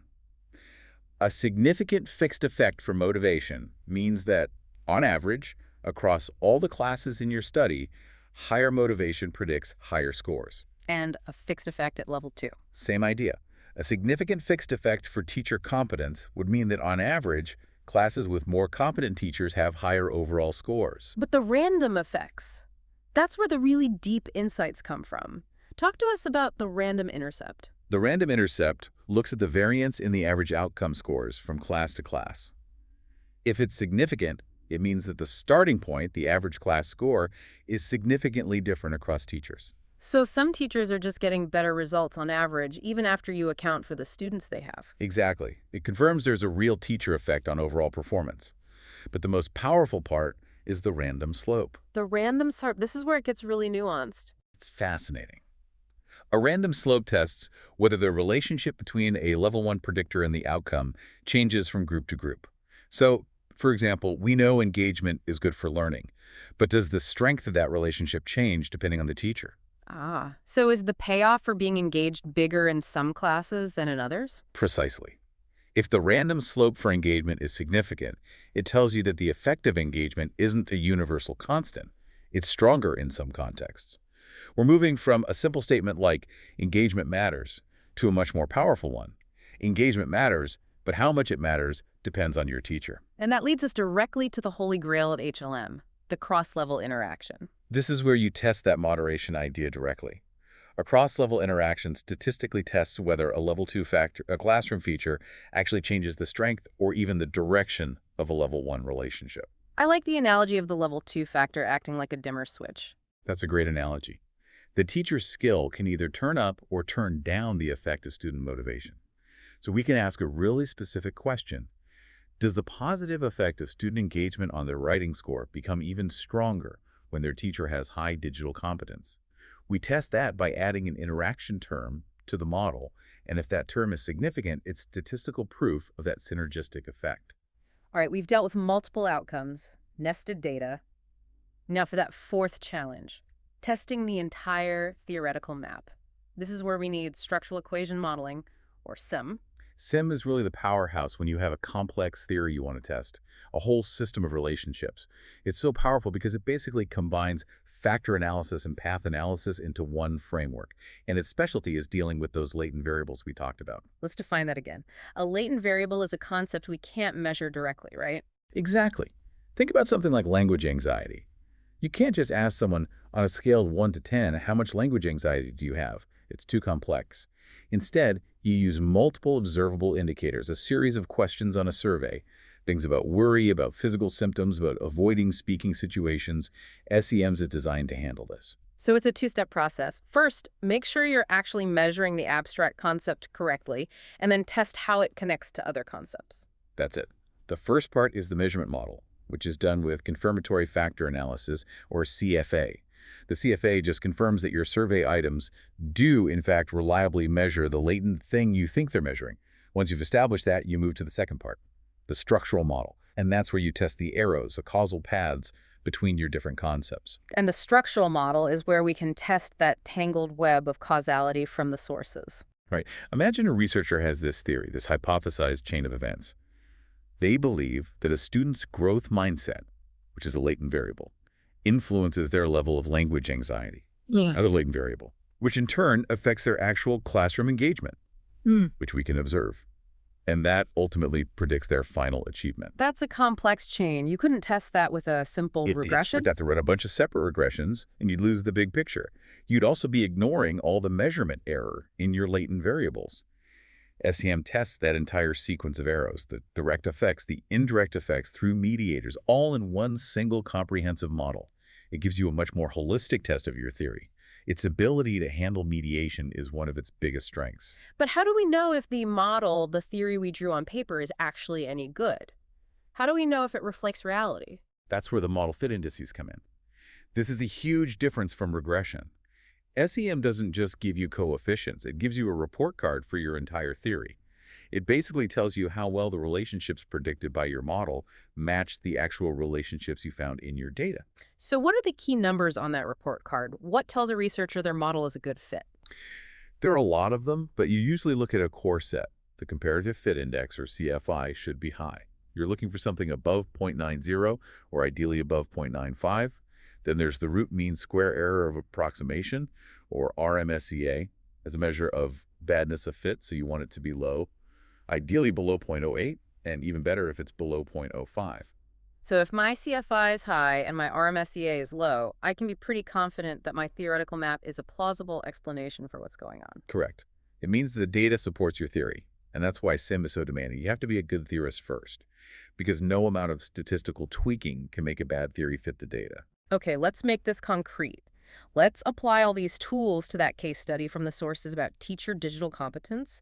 This should really bring it all together. It's a perfect case study because it has all the elements of complexity we've been talking about. The goal is simple and so relevant. Does a teacher's tech skill actually lead to better student outcomes? Let's lay out the variables. We have teacher digital competence. That's a level 2 variable, right? It's a feature of the whole classroom. Correct.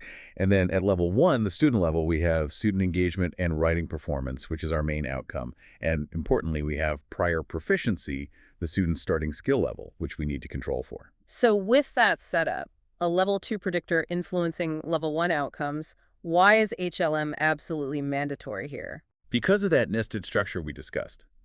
If you just assigned the teacher's competence score to every student in their class and ran a normal regression, you'd be pretending you have, say, 100 independent data points, when you really only have 4 independent classrooms. Your sample size would be artificially inflated, your p-values would be wrong. HLM is the only way to model that structure, honestly. But before a researcher jumps into the full, complex HLM model, they might run some simpler tests first. How could MANOVA be used here? A good first step would be to categorize the teachers into a high digital competence group and a low competence group. Then you could run a MANOVA to see if those two groups of teachers produce different results on the combined outcomes of, say, writing score and student engagement. And if the Wilks lambda comes back significant, that tells you that overall the teacher's competence matters for that whole student profile. Exactly. It's a good global check. Now, to make sure that difference isn't just because the high-tech teachers happen to get the better students, we bring in ANCOVI. Right, to level the playing field. You'd use the student's prior proficiency score as the covariate. So you'd compare the final writing scores between the high and low competence groups, but only after statistically adjusting for where the student started. It isolates the effect of the teacher. Okay, let's get to the main event, the HLM results, specifically that cross-level interaction. The source highlights a key finding, a significant interaction between engagement and teacher digital competence, with a coefficient of B equals 0.15. Unpack that for us. What does that number actually mean? This is where the story gets really good. Let's say the main effect for engagement is positive, maybe B equals 0.40. That means, on average, more engagement leads to better scores. But that significant interaction of 0.15 is the multiplier. It means that for every 1-point increase in the teacher's digital competence, the positive effect of student engagement gets 0.15 points stronger. So in a classroom with a low-tech teacher, the benefit of engagement is 0.40. But in a class with a high-tech teacher, that benefit gets amplified to 0.55. Precisely. The teacher's skill acts as an enhancer. It means that student effort and participation are more efficiently converted into actual learning gains when the teacher knows how to use technology well.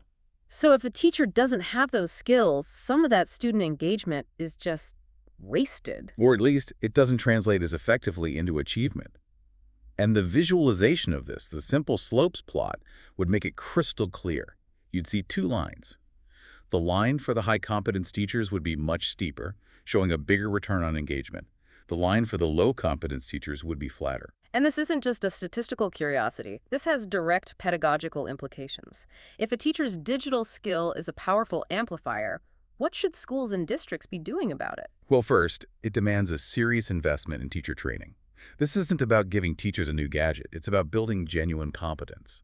It shows that professional development in this area isn't a cost. It's an investment with a huge multiplier effect. You're not just improving one teacher, you're improving the learning environment for every student they teach. Absolutely.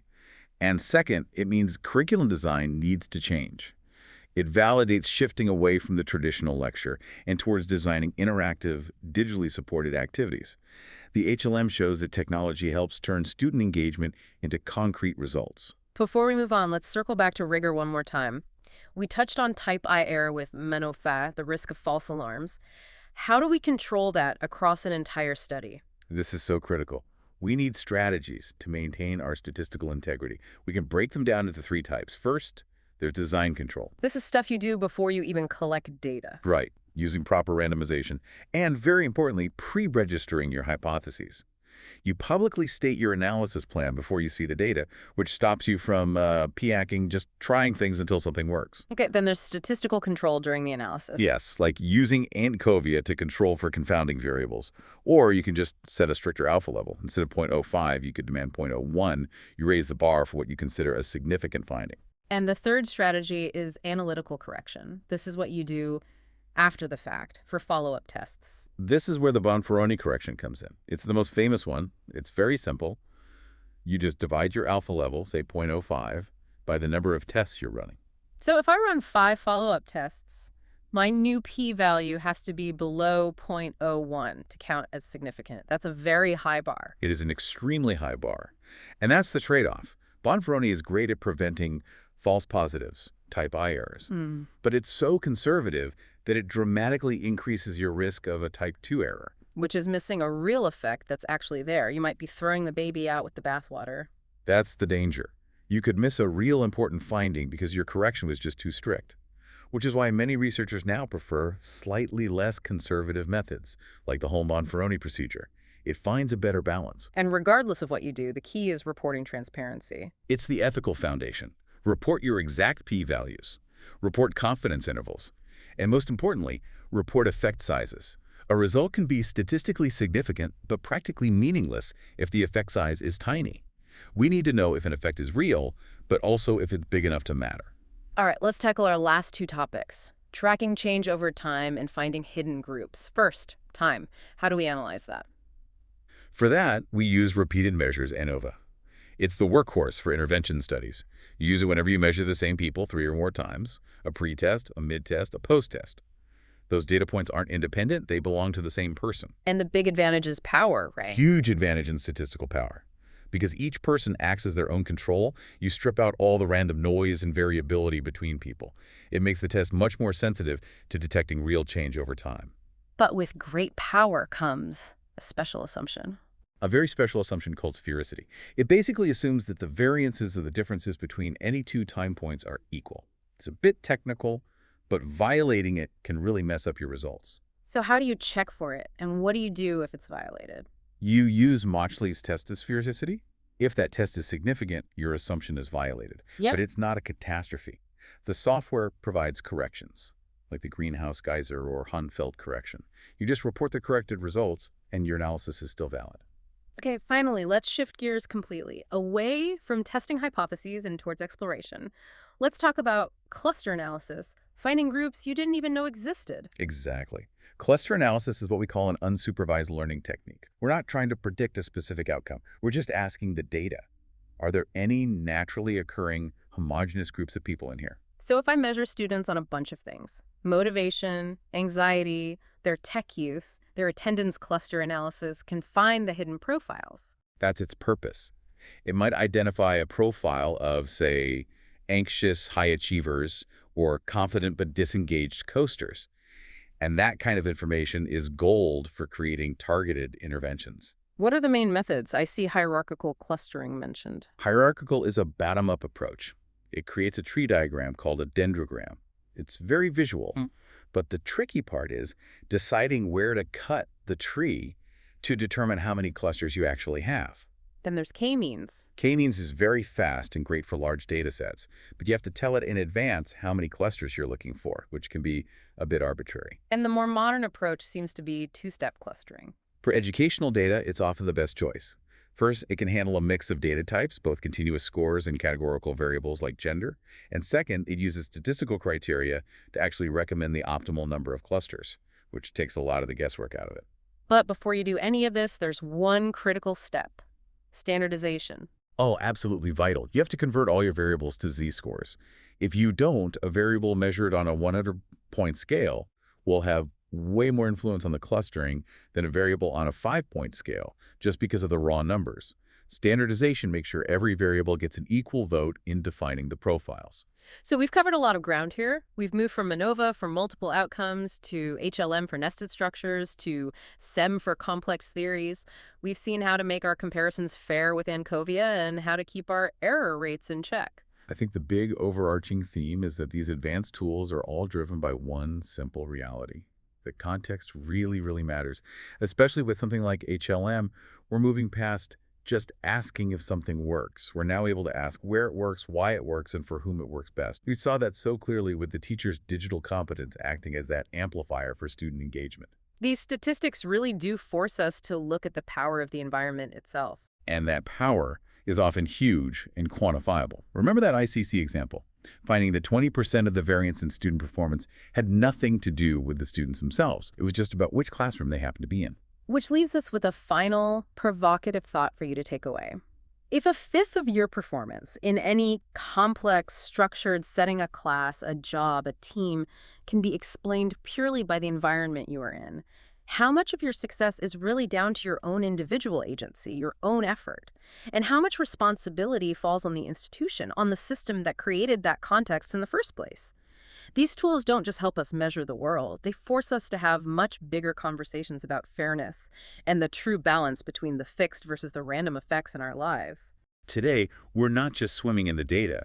We're learning how to pilot the submersible. Yeah, I like that. We've pulled together a really comprehensive set of materials on quantitative data analysis, all drawn from advanced university stats courses. And our mission really is to get to the core of it, to equip you with what you need to correctly select, run, and this is the most important part, interpret the statistical tests you see everywhere in educational research. So we're talking about the big ones, right? T-tests, ANOVA, correlation. All of them. And we're moving way past just, calculating a mean or a frequency. We're jumping straight into inferential statistics. Which is where we answer that fundamental research question. Exactly. Is the difference I'm seeing between my groups or the relationship I'm measuring, is it real?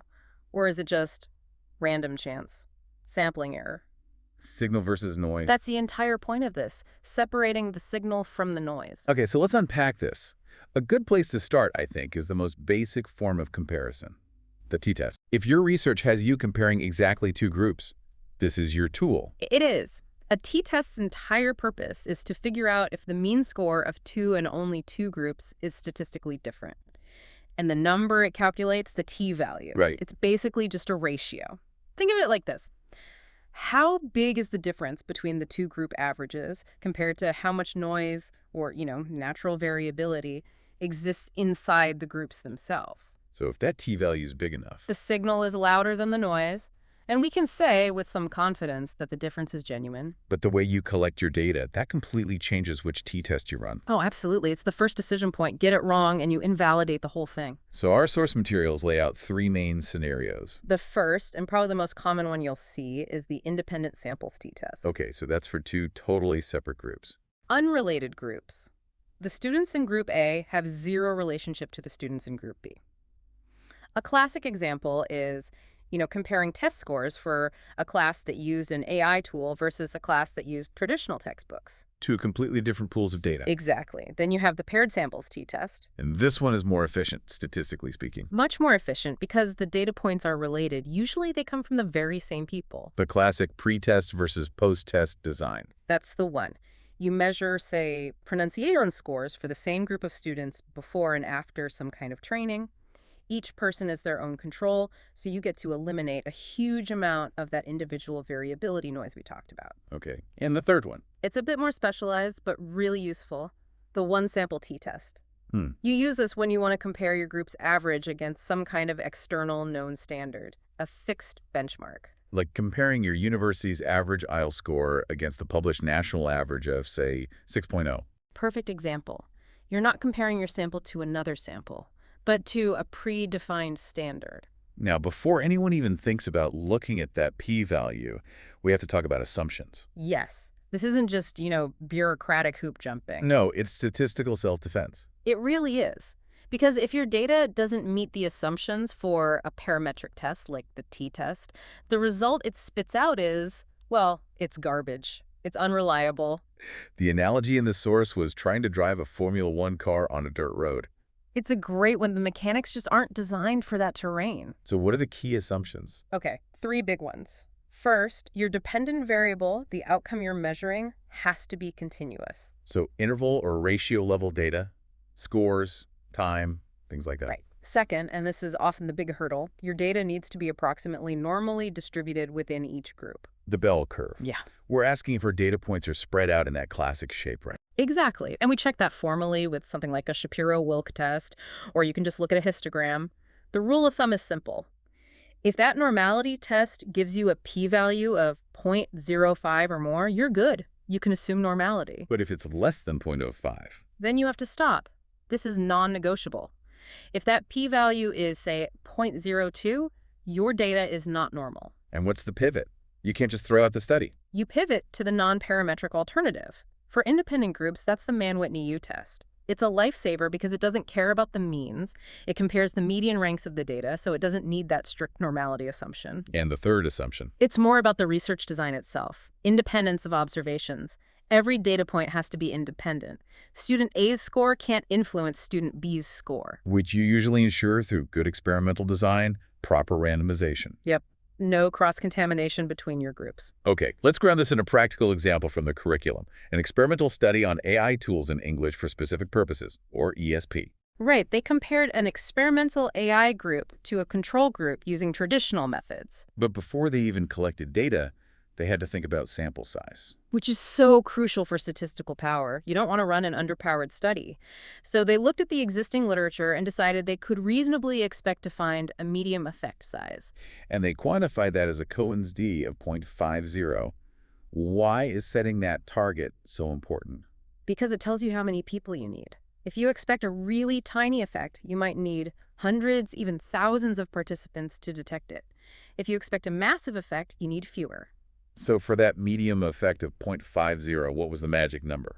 The guidelines suggest you need about 64 people in total, so roughly 32 per group. And the researchers in this study enrolled 38 students per class, for a total of 76. So their sample size was more than adequate. They did their homework. It's good research practice. Okay, so let's look at the actual data they collected, the descriptive stats. Right. They ended up with 40 students in each group. And the experimental group, the AI one, they got a mean score of 75.2. Okay, and the control group? Lagged behind at 68.9. So that's a raw difference of about 6.3 points in favor of the AI group. That already looks pretty promising. It does, and another interesting detail, the standard deviations, the spread of the scores, they were very similar. 8.5 for the experimental group and 9.1 for the control. Which is a good sign that the variances are probably equal. It's a very good preliminary sign. Now for the real checks. The moment of truth. Let's start with normality. Okay, they ran the Shapiro-Wilk test, the results. The experimental group had a p-value of 0.25, and the control group had a p-value of 0.40.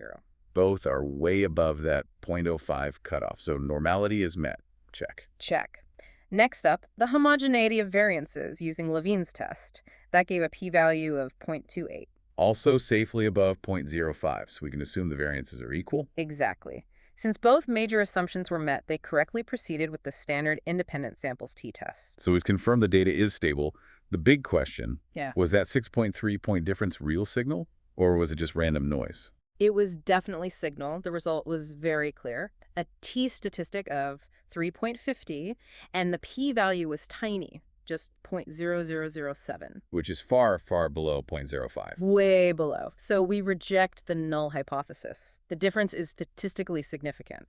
The AI intervention had a genuine, measurable impact. But as we always say, significance is just the first step. We need to know how big the effect was. And that's where Cohen's d comes in. For this study, it was calculated as 0.78. 0.78. So where does that fall on the scale? That puts it firmly in the large difference category. It means the average student in the AI group scored about 3/4 of a standard deviation higher than the average student in the control group. That's a substantial difference, not just a statistical blip. Not at all. It's the kind of result that could actually justify changing a curriculum. And this brings us to what might be the most vital distinction in all this. The p-value versus the effect size. Yes, it's the difference between knowing if the light switch is on and knowing how bright the light actually is. That's a perfect analogy. The p-value is just a yes-no. Did we cross the threshold of chance? Exactly.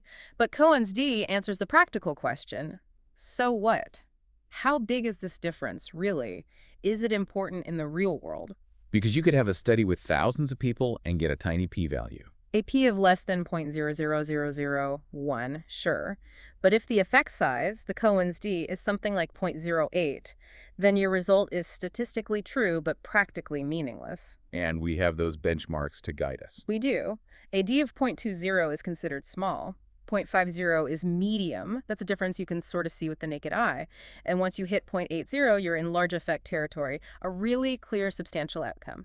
Let's look at another example from the materials, a study on translation quality, comparing an AI post-editing group to a control group.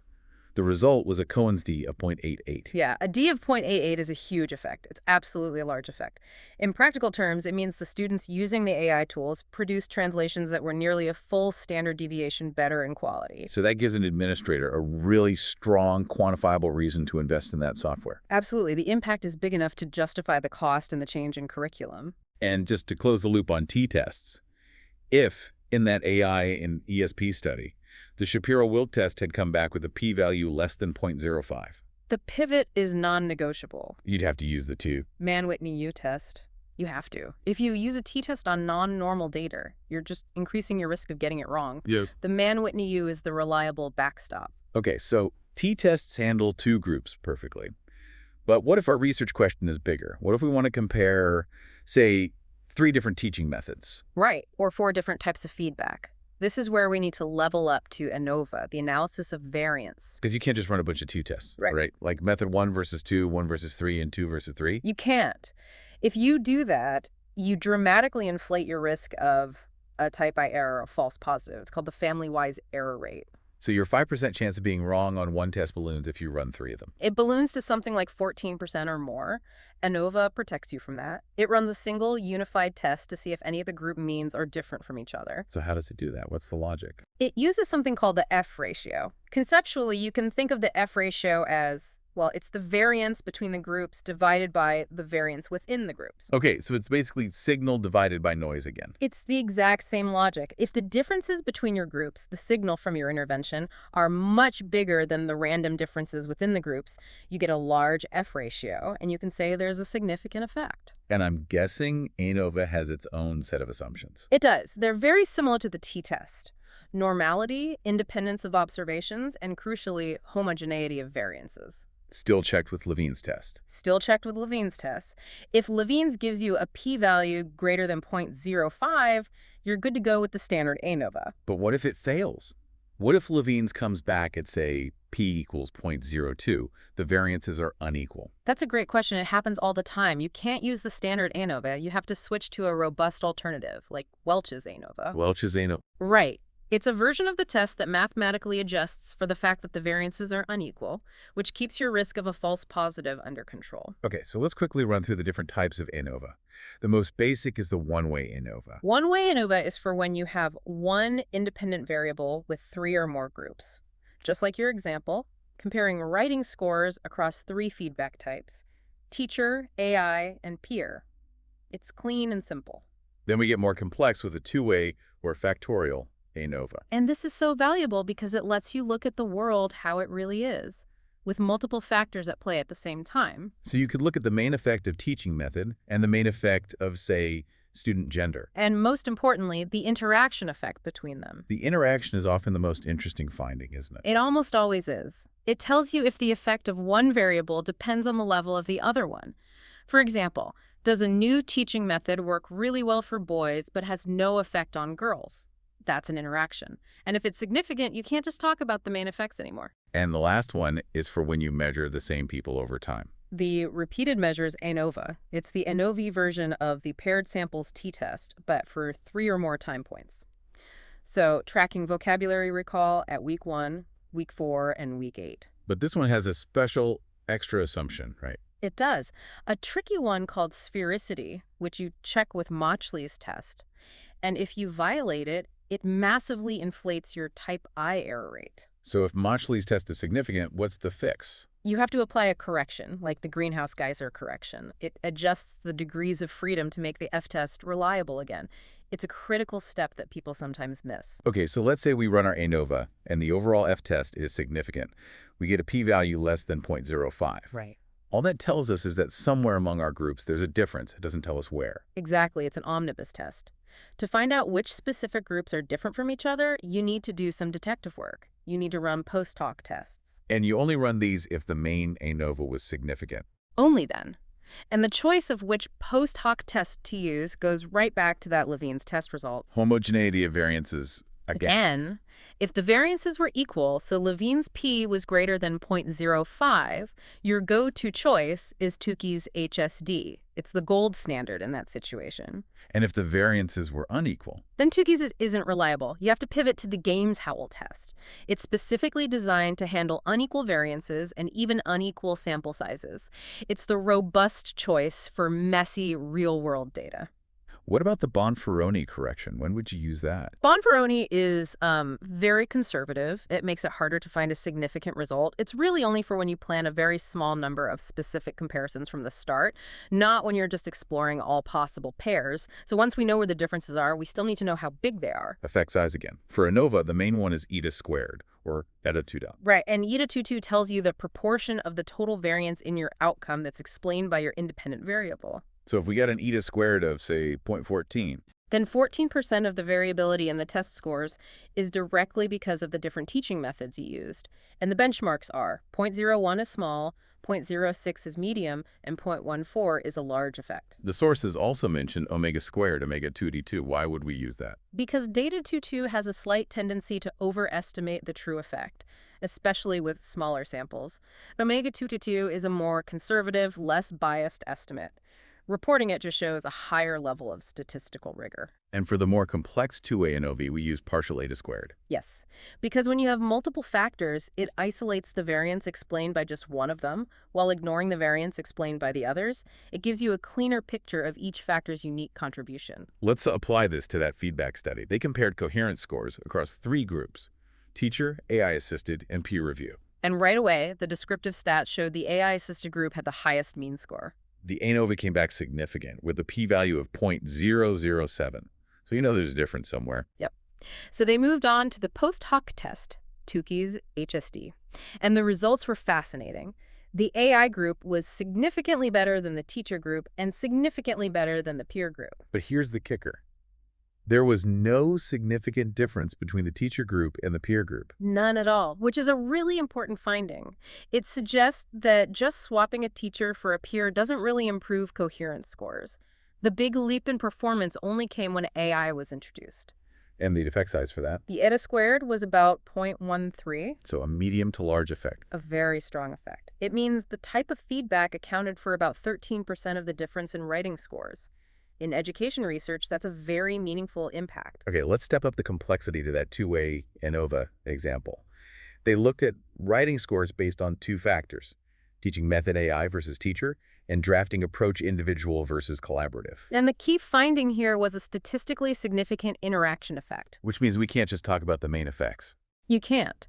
A significant interaction tells you that the effectiveness of AI, or teacher feedback, depends on whether students were working alone or together. So you can't just say AI is better. The real story is more nuanced. The real story is conditional.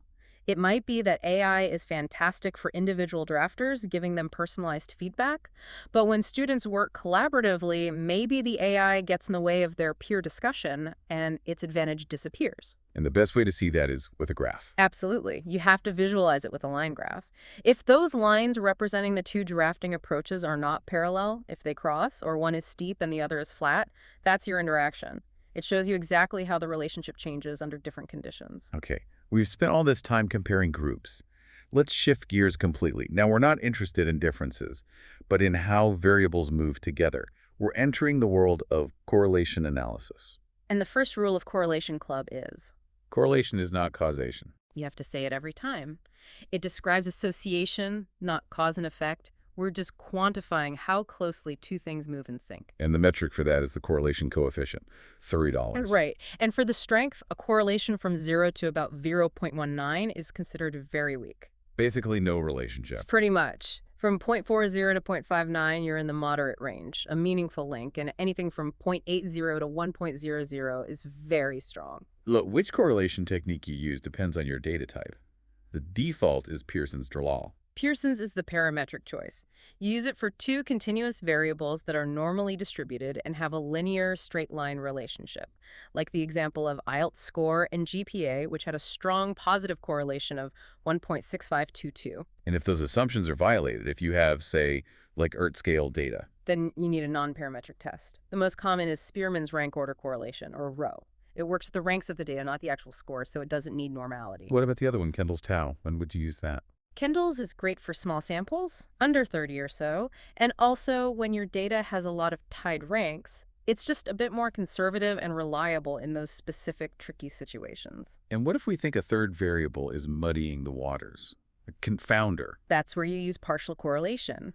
It lets you statistically remove the influence of that third variable from both of your main variables to see what the true unique relationship is between them. So correlation is about association. But regression is where we actually start making predictions. Exactly. Regression takes it a step further. It gives you a mathematical equation to predict the value of one variable based on another. We go from how are these linked to, if I know X, what's my best guess for Y? And we have clear terminology. Yeah. The outcome we're predicting is the dependent variable Y, and the thing we're using to predict is the independent variable X. Right. And our model is never going to be perfect. The difference between the actual value and what our model predicted, that gap is called the residual. The error. The error. And the whole goal of regression is to find the line that makes those errors as small as possible. And that line is described by the simple linear equation. $1 equals A plus BX plus epsilon, where $, the slope, is the real engine. It tells you the predicted change in Y for every 1 unit change in X. Let's use that example from the sources, predicting GPA for motivation. The equation was text GPA equals $3.20 plus 0.48 times text to motivation slate. So that coefficient $1 equals 0.488 TARS is the key insight. It means for every 1 point increase in a student's motivation score, we predict their GPA will go up by 0.48 points. That's powerful. And how do we know if the model itself is any good? We look at the $2, or R squared. It tells us the percentage of variance in the outcome that's explained by our predictor. And for that motivation model, the $2 was $1.45. Which is a moderate to strong model. It means 45% of all the differences we see in student GPAs can be explained just by their level of motivation. But wait, that also means 55% of the variance is unexplained. And that's the really interesting part. It shows you that while motivation is important, there are a whole host of other factors, prior knowledge, study habits, socioeconomic status, that are also driving the outcome. It's what pushes us towards more complex models. Now, regression has some very strict assumptions, mostly about those residuals, the errors. They're critical. First, linearity. The relationship has to be a straight line.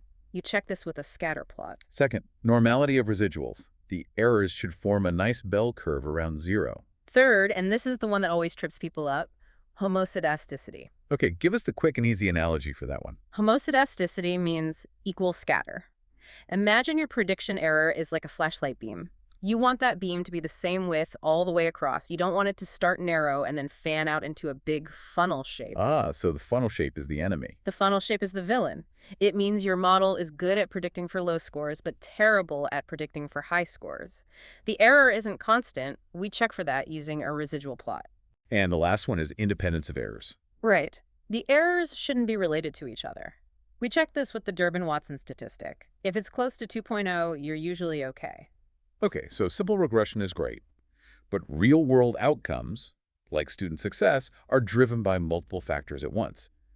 Which brings us to multiple regression, where we predict an outcome using 2 or more independent variables. The whole point is to see the unique contribution of each predictor while controlling for all the others. So the coefficient for motivation in a multiple regression model tells you its effect, assuming we hold everything else, like digital competence and self-efficacy, constant. That's the magic of it. It isolates the pure predictive power of each variable. But adding more predictors introduces a new, dangerous assumption we have to check: multicollinearity. Right. This is when your predictor variables are too highly correlated with each other. If you try to predict success using both motivation and ambition, and those two are 95% correlated, You're basically measuring the same thing twice. you are, and it destabilizes the model. The computer can't figure out which one gets the credit, and your coefficients become unreliable. And we check for that using the VIF and tolerance statistics. Yep. As long as VIF is under 10 and tolerance is over 0.10, you're generally safe. If not, you have to fix it, maybe by removing one of the redundant variables. Okay, let's quickly touch on a few advanced regression techniques. First, hierarchical regression. This is a theory-driven approach. You enter variables into the model in logical blocks. Maybe you enter demographic variables in block 1, and then in block 2, you add the variables from your intervention. And you look at the change in $20 too. Exactly. The delta R22 tells you how much additional variance your new block of variables explained above and beyond what was already in the model. Next, a really important one for classroom research: bootstrapped regression. This is a lifesaver for small samples, say 25 or 30 students, especially if the data isn't perfectly normal. How does it work? It uses resampling. It takes your small data set and creates thousands of new simulated data sets from it and runs the regression on all of them.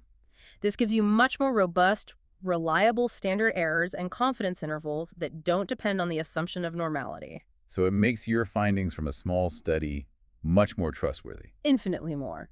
And finally, moderation analysis. This is testing for an interaction effect within the regression model. It is. You're asking, does the relationship between my predictor X and my outcome Y depend on a third variable, Z?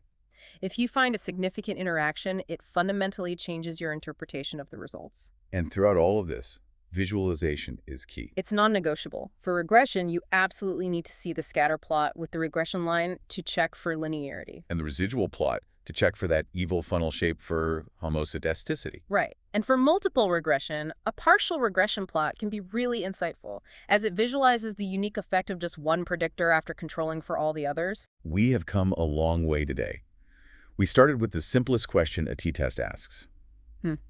Is there a difference between two groups? We moved through ANOVA for comparing multiple groups, and we finished with the predictive power of multiple regression. I think the real intellectual journey for any researcher is that shift. The shift from just asking, is there a difference, to asking, how much of the outcome can we actually account for? Yeah, the p-value just gets you in the door. It does. But knowing the benchmarks for effect size, Cohen's d, soda squared, that's what moves your work from just being statistically significant to being practically important. That's what matters for the field. That distinction, significance versus importance, that's everything. So here's a final provocative thought for you to chew on, building directly on what we covered today with effect size in ANOVA. Okay. We established that omega squared, omega 222, is statistically better. It's less biased and more conservative than the standard eta squared, T222. So if it's objectively superior, why do researchers in the top journals still overwhelmingly report P222 or partial T222? What assumptions are they making, consciously or not, about the statistical literacy of their audience when they choose to report the easier but more biased metric? Something to think about the next time you're reading a research paper. Được thành lập 2018 bởi nhóm giáo viên đã có nhiều năm công tác tại các trung tâm lớn uy tín ở thành phố Hồ Chí Minh. IELTS FOCUS không chỉ có các bạn học viên giỏi là các bạn tiến sĩ, bác sĩ, nghiên cứu sinh, các bạn học trường chuyên, mà còn có các bạn học sinh lớp thường đạt được điểm số IELTS và TOEIC cao nhờ vào phát triển được năng lực tiếng Anh thực thụ. Khác biệt với các trung tâm lớn, đông đúc, dùng chung một quyển giáo trình rập khuôn cho hàng ngàn học viên, lúc đi thi gây nhàm chán cho giám khảo chấm điểm. Đa số các chương trình online hay học trực tiếp tại thành phố Hồ Chí Minh của IELTS FOCUS chỉ tầm 3 đến 7 học viên, dễ dàng theo sát các bạn, giúp tối đa hóa điểm số nhờ tích hợp nhiều phương pháp trong suốt quá trình giảng dạy. 100% lớp học luyện đề được hướng dẫn bởi thầy Quốc Khánh, IELTS 8.5, Reading 9.0, Listening 9.0 và không có band điểm nào dưới 8. Các bạn có thể theo học tại quận 6, quận 2, quận 9 và quận 11. Nếu các bạn ở xa, có thể chọn hình thức học online, giáo viên vẫn có thể theo sát được các bạn vì sĩ số lớp vừa phải. Waves rolling in so slow. Trust the tide, let go. Ooh, yeah. Deep blue, take me home. Feel the calm in my soul. Stars above guide me right. Moonlight whispers through the night. Ocean breath, pure and true. Every wave brings me you. In the